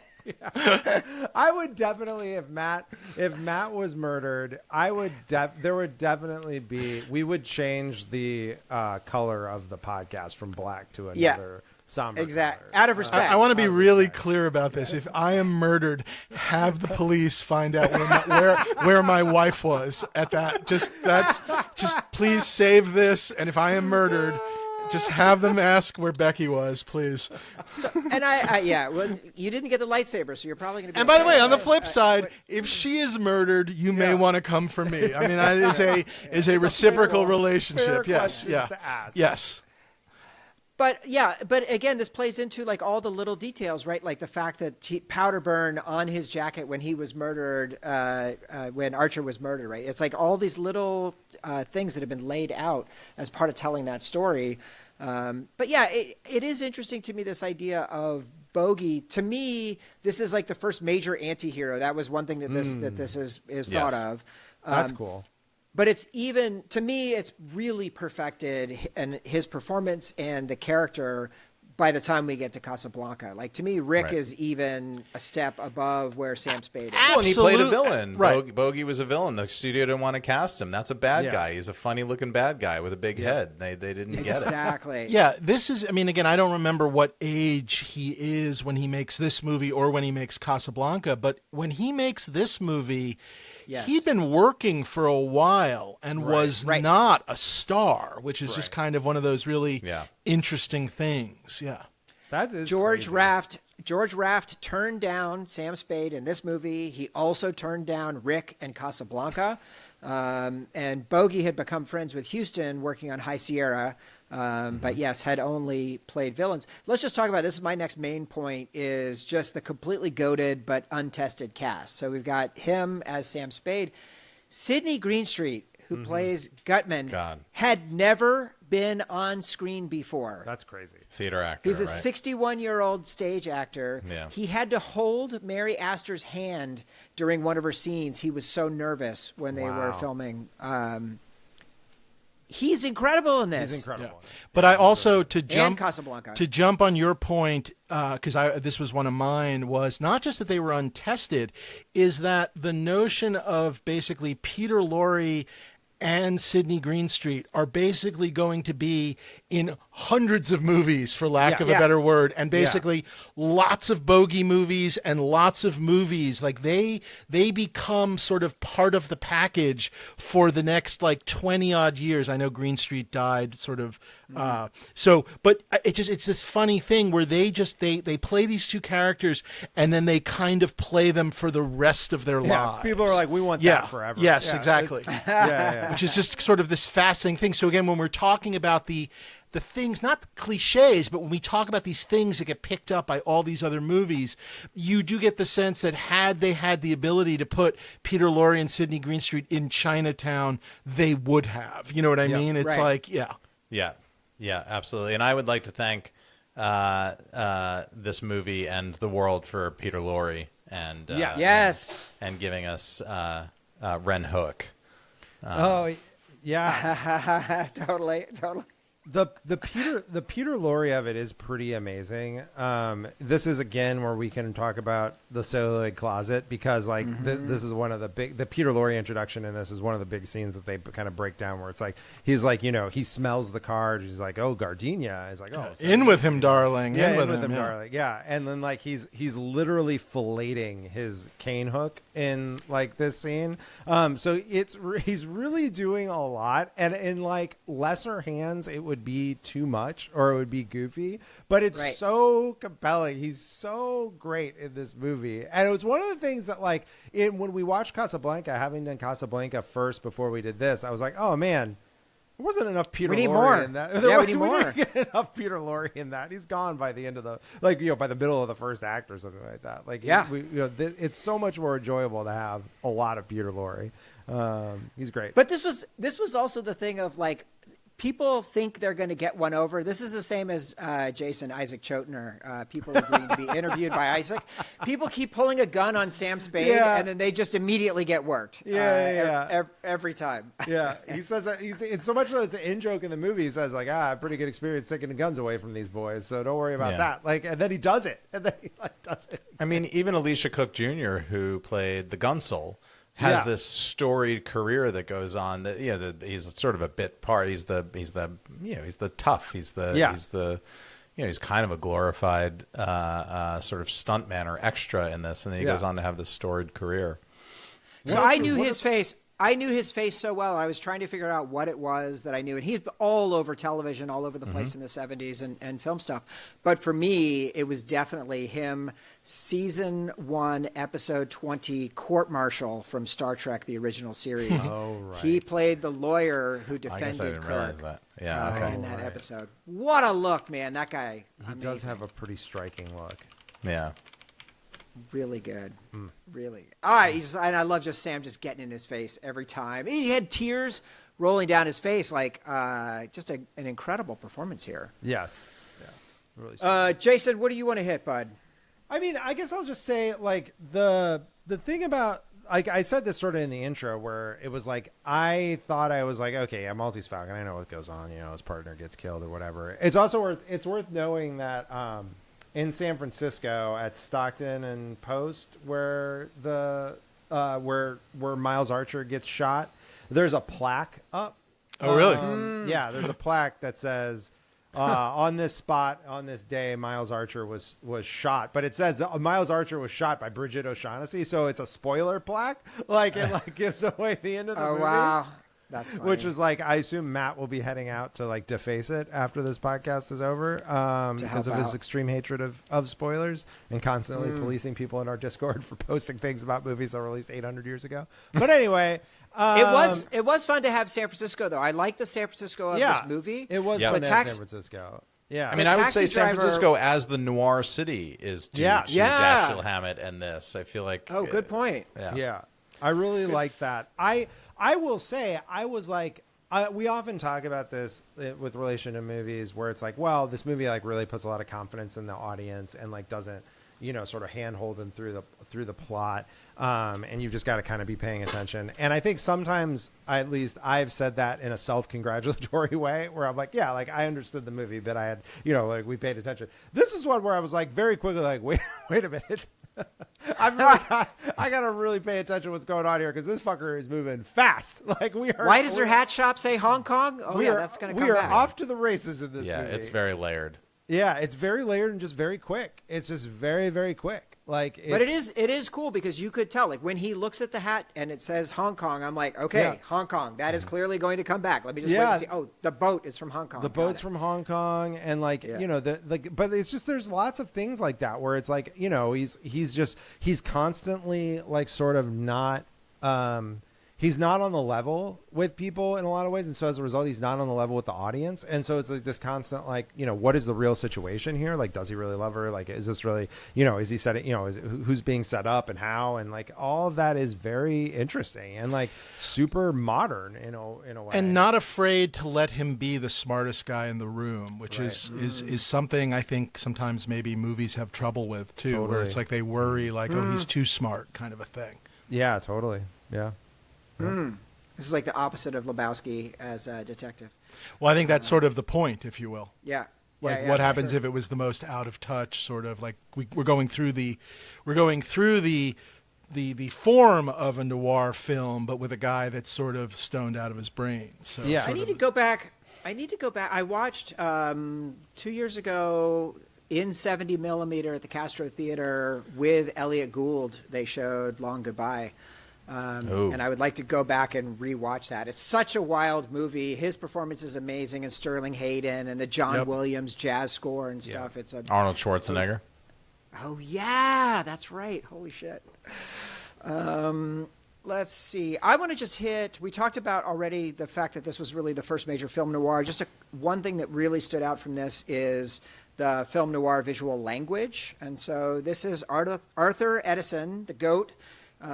Who, among other things, did All Quiet on the Western Front, Frankenstein, The Invisible Man, which they just showed in Sam's school. They showed that in the movie club that they do. Oh, cool. Mutiny on the Bounty, Maltese Falcon, and Casablanca. So just incredible, but famous for the low angles, high contrast lighting, often across the face, and then asymmetric layout were some of the things.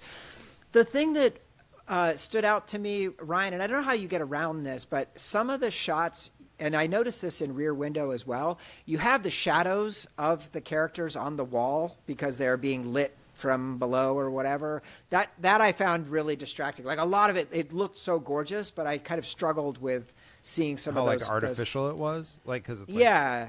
It is. Yeah. It is stage crafty, but I think it's kind of an accepted, I don't know, convention of the style. And I think at the time people just didn't. I think we're much more aware of, how films are made and all that. I think this to people back then just looked beautiful. It was all magic. They didn't really think about that. And I think that one falls under the criticism of the modern eye versus the way it would have just been sort of accepted, I think, in 1941. Yeah, it's like we talked about this a bit in Casablanca because it's like Rick's is like this amazing set, but it's also clearly a set. Like it doesn't make any attempt to like not be a set. And it's like, it's fine. It's like awesome. Like I want to go there. Like, it's, it's clearly, at no There's point. Plenty of examples of that. I mean, The Wizard of Oz is like, my God. Right. Yeah. Yeah. But shadows, I mean, again, however they're created, whatever the light source is supposed to be or not supposed to be, as the case may be, shadows is such a part of that film noir language that I don't know, you forgive it, I guess, All right. Any final things you guys want to make sure that we hit? I mean, the only other thing I'll hit is it really made me appreciate, I guess it's kind of the same thing as Ryan was saying, of how much was invented in this movie that still feels like so important. There's a book I love, Gun with Occasional Music by Jonathan Lethem, which is a hard-boiled detective story, but from like a sort of a postmodern perspective, and it's so fun, and it only works at all because you know what the conventions of that type of story are, and like one of the conceits in the story is that it takes place in a universe in which like asking questions is rude, is like considered is like impossibly rude and almost illegal, and like the detective goes around asking questions of people, and they have like, that's his superpower, is that he knows how to ask questions, and it's really fun to even see the form deconstructed, and the only way in which you have that is because we all know what the form is, so we just like great I mean, the sheer number of, on TV shows and sitcoms and even cartoons where there have been sort of parody versions of the Maltese Falcon, but also even the fact that they made what's it called? The Black Bird is a full parody movie. That's the 70s one. That's the 70s one. Murder by Death has a Sam Spade character in it. I mean, just the idea that this was such a so parodyable because it was so known and so given. It's just kind of a wild thing to think about. There are very few things you can think about in that way. Yeah. One thing I would just note, just from a writing perspective, is that despite the fact that Sam Spade Bogart in this movie seems to be stamped out of the noir detective mold, even though this made the mold and all that, he does have an arc, and I think that's really important, and that's what sets this aside from the kind of B picture and other lesser things. And honestly, once this arc is done, it becomes the arc of so many of these other the things that ape it. But the fact that he goes from this complete cynic out for revenge and a little bit of cash to actually caring about what's going on and having this kind of perverse sense of justice, and also the intrinsic curiosity of just wanting to know what the hell is going on here, and does this bird exist? He kind of gets obsessed with it. At the end, he's almost as obsessed with it as Greenstreet's character is, as Gutman is, and that shows the arc of this guy. He's squeezing the secretary's arm so hard, he's so caught up in the moment. Right, and it's like it's this guy who lives his life by, I don't give a shit. He plays that thing, but he actually does. He does care. And we see that repeated, number of times throughout, Han Solo and Indiana Jones. And, right. And I mean, maybe Indy is not quite the right example, but certainly Han Solo. And I just think that that's a really important thing that makes this not just a pulp story where the character is wholly formed at the beginning. At the end he solves the case or doesn't solve the case or whatever and moves on. Spade actually goes through a proper character arc in this, but I think the way that I do think the way that Indy comes to both believe in sort of the religious power, the belief thing. But he does care about the arc at the beginning, and he not cares just about money, it as he cares about. I feel like he's more about the money and the treasure hunting at the top, and I think he realizes that the treasure doesn't matter, and that perhaps Marion is the real treasure. Thank you very much. Jesus, strong. Strong. Let's see.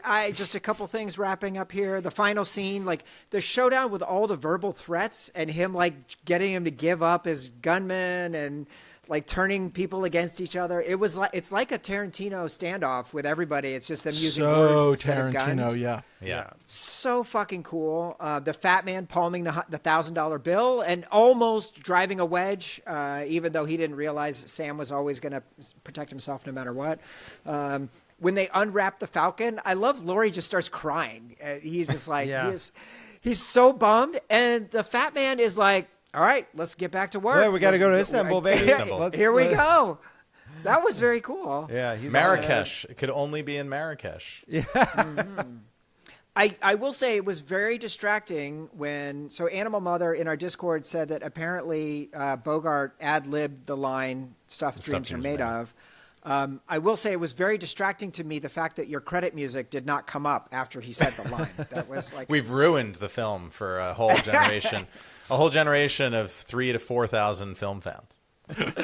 Exactly. And then last thing, I love the San Francisco of this movie. How do taxi drivers, how did they find any location in 1941? How did that work?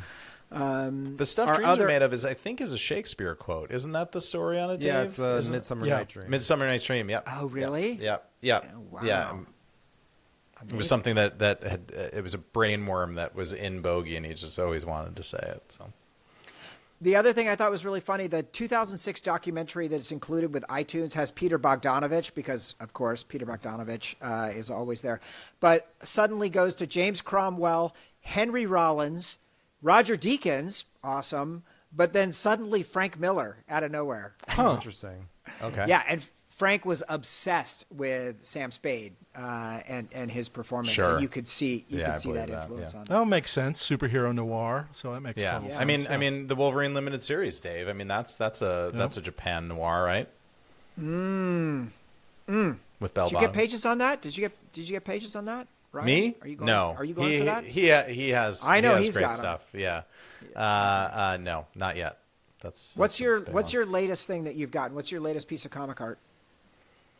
It's been slow comic art wise. I think the last thing that I picked up was probably a Kelly Jones Batman.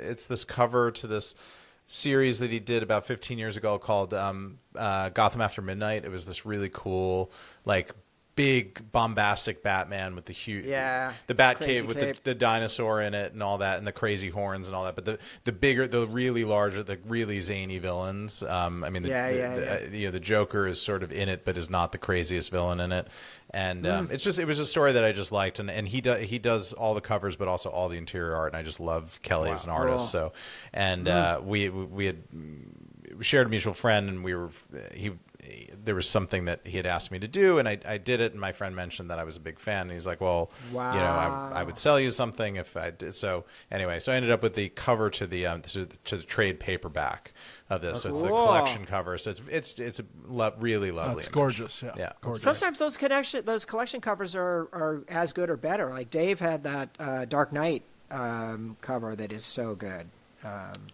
up on the wall. Dave, what's your last thing you've gotten? What's your last comic art that you've gotten? Did you get anything in the most recent Heritage auction? I didn't get anything in the From auction, which was more sort of Golden Age stuff. I was watching stuff. It all just went a little more than I wanted to go for.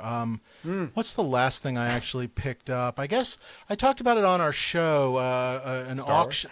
Yeah, an auction back. I picked up the last of the original 6 Star Wars covers. The original adaptation of Star Wars in Marvel Comics were 6 covers, and they started with Chaykin, but by the time you get to the back end, it's like a hodgepodge of like Hoberg and whatnot. But the one that was missing for me, that was missing in general, I had no idea where it was the issue 4 cover. It finally showed up in auction, and I won it, so that was exciting. Oh, nice. Yeah. Congratulations. Okay. Yeah, thank you. Amazing. Appreciate that. Amazing. Guys, one final question. Who would Tilda Swinton play?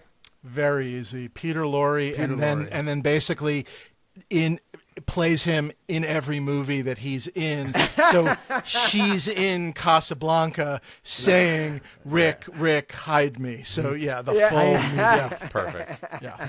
That's a no-brainer, yeah. That's amazing. I like the idea that at the end they furiously, frantically unwrap the paper only to find a very tiny living Tilda Swinton in there, who then escapes and runs off to Istanbul. Who was doing like performance art? She was like sleeping inside the Maltese Falcon until discovered. I love that. Oh my God, that's hilarious. Dave, what do you have to plug, my friend? I got nothing. I got a big load of zero. Yep. You still doing research? Sure. Okay, going great. Plug our podcast, Dave. Plug our podcast. Stuff Dreams Are Made of podcast on wherever better podcasts are found. Yes. Yeah. It is a great podcast. I referenced the lightsaber. You guys went deep on all of the history of the lightsaber. The whole series you guys did on the Darth Vader helmet was really fascinating. So if you're a fan of science fiction movies, and there's just a lot of great stuff you guys uncover there, which is really fantastic. So check that out. Ryan, anything you're working on that you would like to tell us about? I'm in post on my show, so that has just begun. So that's gotta feel good, right? Yes. It was a very, very, very, very long production. How long was the shoot? Was it 7 months? But it was longer. Was it this the longest season? Yes, by weeks, but not that much longer than the last one. But it just spiritually it was the longest. Yeah, and it was like a combination of being split between so many locations, the preponderance of action, and even though it was like the actual calendar days, it was the total unit days, because we have fire unit, blood unit, then we have a splinter unit, we have a buck unit that runs independently, and then there's an elements unit. I mean, it was hundreds of days all crammed. So there were days at the end where we were doing 6-day weeks, and there were actually 4 units running. So fire, blood, splinter, and buck all running at the same time, and just all at the studio at that point. How do you decide? And then just trying to like time the next setup so you can like walk in and see what's happening and check in with the director. And I mean, it was and the 6-day week, it was this, we did a lot of 6-day weeks sort of from August on to the end, just to finish on time so that the post schedule wasn't touched, because it takes so long to make these goddamn dragons. We need to protect that time and to make them look as good as they do and all that. So it was exhausting, but in many ways it was the happiest season I think I've had. Oh, that's good. On the show, Great. For a number of reasons. So my sort of mental spirit was as up as it has ever been making this thing, but I was definitely like physically kind of run into the ground at the end. But I'm really like there's a spring in my step now. I having finished this thing and seeing the stuff early coming in. I mean, we shot a gigantic series, so I'm feeling bullish. Are you getting like rough cuts and stuff? Yeah. How's your health, Ryan? And see, I think I hope it's pretty good. I don't know. Okay. We're talking full body scans before this. Exactly. I guess I got to go put myself I gotta go check that out. in the tube. Put yourself in the machine. On. Yeah, but no, I feel good and walking a lot more now because I have to go into central London, so doing the on foot and tube commute a lot. But it's good. It's good. It's definitely like turned a big page here, and now also knowing there's only one more left to go and feeling we can leave it all out on the field, because we've started this sort of writing process for season 4. And which will be the last one. So it's all trending up in a good way. That's amazing. I don't know if you've checked out this ChatGPT if you want to save some money on the post production for the dragons, but you can really kind of do anything. It's a real thing, and they don't care about you can just tell it to do like a House of Dragons style dragon. Like there's no limits. No copyright, no sense of you gotta propriety, have the pro edition. Decency. Yeah.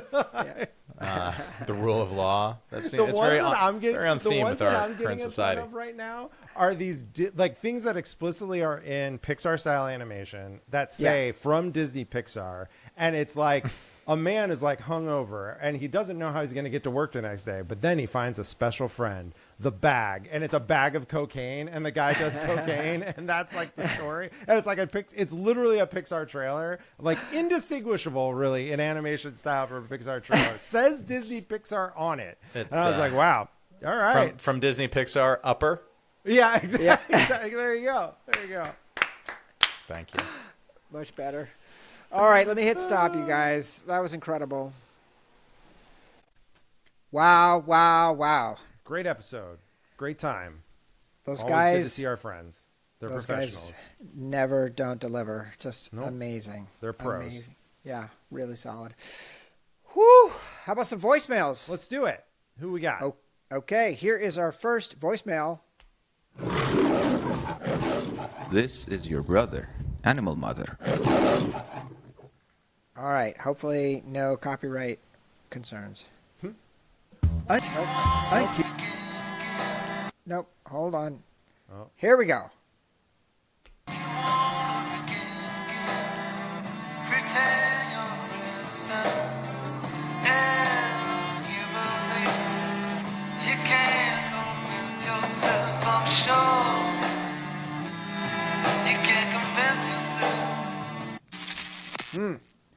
Hello, animal friends and animal lovers. Dashiell Hammett describes Sam Spade as a striking blonde Satan. As the prototype noir PI, he acts more like an alley cat than a bloodhound. His aura a hint more Joker than Batman. He's a cruel, shifty sumbitch is what I'm getting at. I like that. I like how he said that. A treat about Bogey Spade is his amused cynicism. Instead of gloomy monologuing, he clearly gets a kick out of the scheming, colorful dirtbags chasing a black market MacGuffin. Also, rather than moral duty, survival instincts and his professional standards drive him to solve his partner's murder. No matter if he disliked the guy, or was boning his wife, or is boning his killer. In his world, good men do bad business, but good detectives don't. Now, about the blackbird. When Sam calls it the stuff dreams are made of, isn't he saying it's all just a pretty bit of bullshit? Yo, see you at La Paloma, and keep the bird, you filthy animals. Oh, it's good. He is saying it's all bullshit. First of all, important correction. Stuff dreams are made of is a quote from The Tempest, not Midsummer's Night Dream. I'm sure. Okay. Thank you for fixing. We've already received angry letters about it. I once saw The Tempest on Broadway with Sir Patrick Stewart in the lead. And stage doored him and got him to sign my program. Wow. Yeah, that's right. That's right. I have touched Patrick Stewart. All that being said, it is bullshit. It is like meant to say like, it is like the whole point is that like this thing that's not even real has spurred all this action. It is like the ultimate sort of nod to there's a MacGuffin in this movie and it doesn't matter that it doesn't mean anything because the characters in the movie thought it meant something that spurred them into action. So it is a nice little bit of meta commentary. I like it. I like that a lot. Where was Archer's wife the night that he was murdered? Oh, it's a good question. Because the secretary established that she was out, but it was not clear where she was. That's a really good point. I don't know the answer to that. That was a dangling leftover. It's probably not dangling because I can't imagine there's not an answer in the movie. She must have been. Maybe it was just implied that maybe the implication is that she was unfaithful with someone else. What do you think? I'm asking. You're asking? The internet? ChatGPT? When Archer's killed, she's at his apartment. I don't think that's right because he was inside sleeping. Mm-hmm. Right. I don't think that's right. He was inside sleeping. Okay. We'll edit all this stuff out, but we'll edit your back and forth with ChatGPT out. Oh, she was not with Sam that night. Next morning, yeah. So there is no information there. That was a shitty job. You did not do the job. ChatGPT failed. You gotta ask Claude. Ooh, nice idea. All right, here is our next voicemail. Mr. Java. I keep head of the coppers, 2 dames, I'm taking the case. Partner shot him down in the back. That's not good. Fat guy and a weirdo looking for this bird, making my life a total mess. It's terrible. Hey, Mac, gumshoe, suspect. Let's not be too hasty. Still, I think he's really sexy. Gotta smoke a cig, smoking all the cigarettes. Hey! I mean, is he a good detective?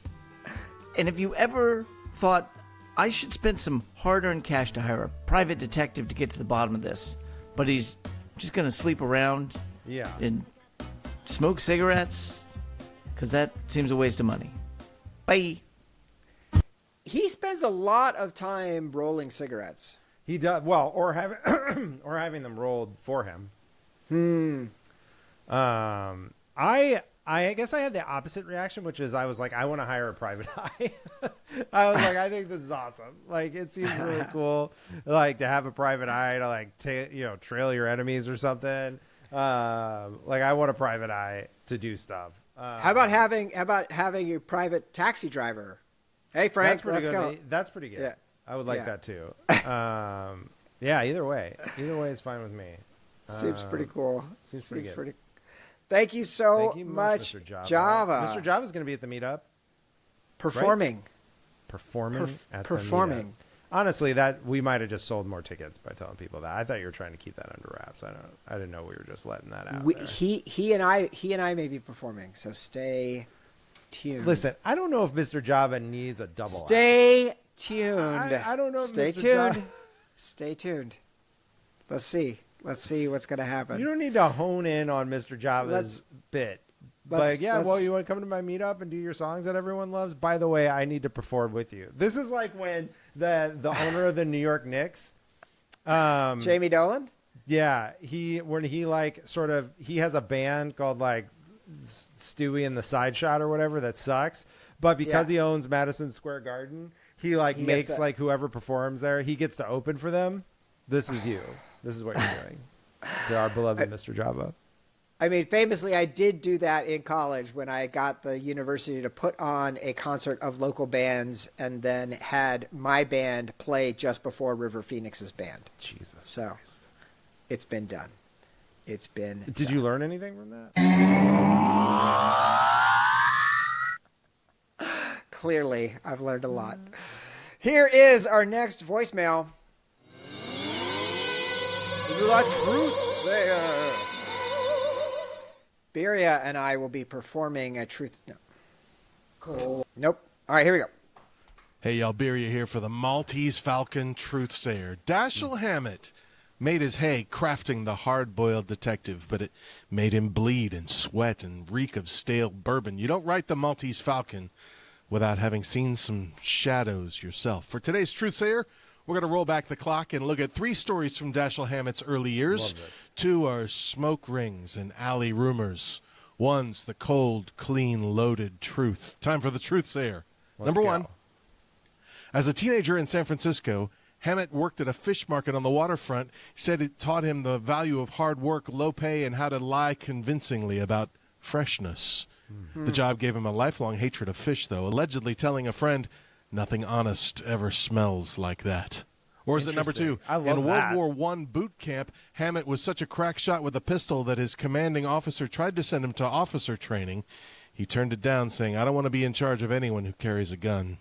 Or is it number 3? At age 21, Dashiell Hammett joined the Pinkerton Detective Agency, working missing persons, strike-breaking, and surveillance cases. It paid him about $12 a week and gave him a close-up view of corruption that would stain the rest of his writing. All right, which of those 3 tales is the honest-to-goodness truth? Pretty strong ones. I love the first one just because of the quote. I think the quote's amazing. And if it's fake, well done, Birya. That even better. Even better. Yeah. So I know it's number 3, but it makes me sad because one is the golden. All right, here we go. Nope. Here we go. Were you able to spot the true story about Dashiell Hammett? It's number 3. Hammett really was a Pinkerton man as a young man, tailing suspects, taking notes, and helping private industry keep a lid on labor trouble. He later deeply regretted some of the work, especially the anti-labor activity, so much so he eventually landed on the McCarthy socialist list. Wow. That kind of backstory is the stuff the truth is made of. Here ends the Truth Sayer. Who was the Pinkerton guy in Deadwood? Was it the young guy? There's someone who comes from the Pinkertons. I can't remember if it's one of the 4 parts that the same actor played, showing up multiple times. I really don't remember. I was just thinking about Deadwood the other day and how I would like to rewatch it. It is a little uneven. But it is delightful. The way it's the language is just so fucking good, man. It's just really unbelievable. Really, really good.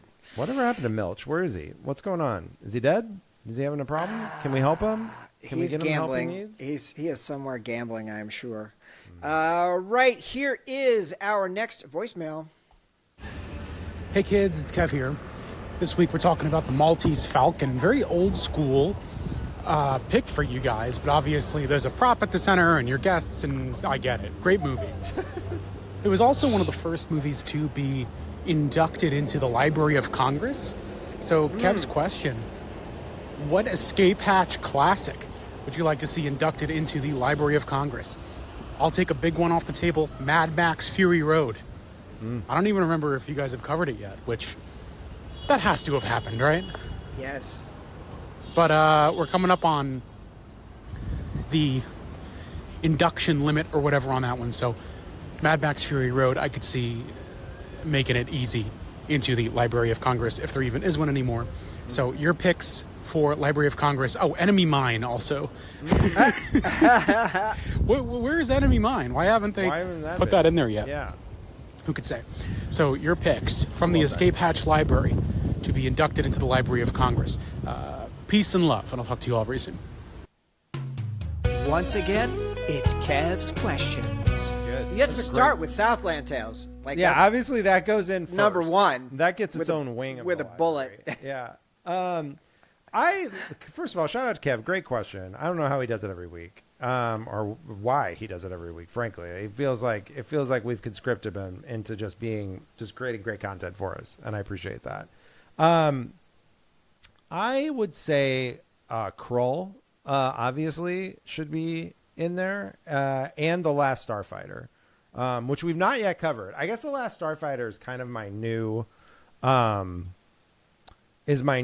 call, where it's like I don't know how we haven't done that movie, given how important it is. What's your answer, H? I'm just looking. So Kev did he did Speed Racer with Catcher. Yep. He did Southland Tales, Elvis, Alita Battle Angel, King of Comedy, and then maybe the one we got to go with, Jesus Christ Superstar. Oh yeah, I assume that is in the Library of Congress, though. Don't you think? It better be. It should be. Put him down. Yeah. What's the buzz? Tell me what's happening. Here is our final voicemail.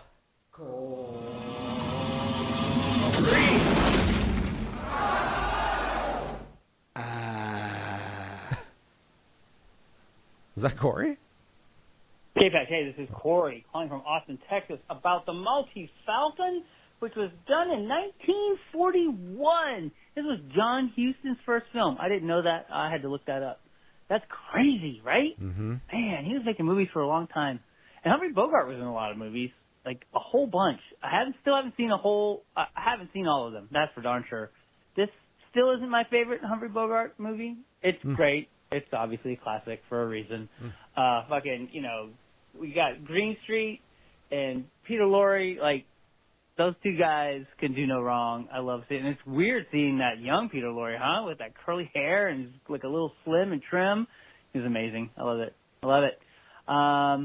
There was a lot of fast talking in this movie. I was glad I had the subtitles on because Jesus Christ, they talk fast. Yeah. Like, this is like, it's like a fucking Micro Machines commercial. That's for the Gen Xers out there. Anyway, I really enjoyed it. I liked all the lies and the fake outs and all that elusive dingus. What's up with the dingus?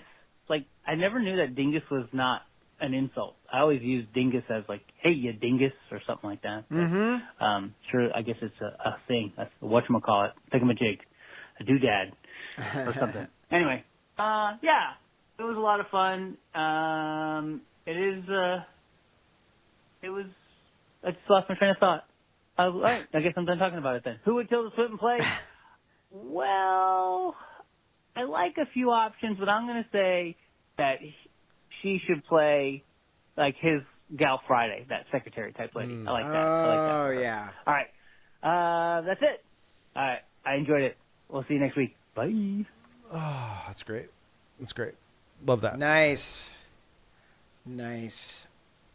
We did it, Jason. We did it, man. We did it together. It was a great movie. We are on a great run right now of great movies, great guests, great times, meetups ahead. It's all coming up roses for us. Really feeling it. Really feeling ourselves right now. Hell yeah. We're in our boss era. Finally. Yeah. You got that bathroom. You got that bathroom situation. It's coming together. Almost done. Which is great. I'm excited for that for you. What else? That's what I'm plugging. I'm plugging the bathroom. You're plugging the bathroom? You plugging gooning? What are we doing? Yeah, gooning. Everyone should have a nice goon sesh this weekend. Oh man. I already plugged a Gun with Occasional Music by Jonathan Lethem. I'm gonna plug it again though. I gotta reread that book. I'm very excited I want to reread that one. You ever read Vert by Jeff Noon or whatever his name is? No, you read that I don't one? know what that is. Pollen and Vert. It's like Alice in Wonderland, sci-fi, and like people take the drugs. They take a hallucinogenic drug that lets you go into another universe or whatever, and the drug is like a powder that's like delivered on bird feathers. Interesting. It was really fucking crazy shit that came out in 99. Never read that one. I'll send you a link. Okay. I will send you a link. Let me send you a link. Thanks everybody for watching. We love you. Bye.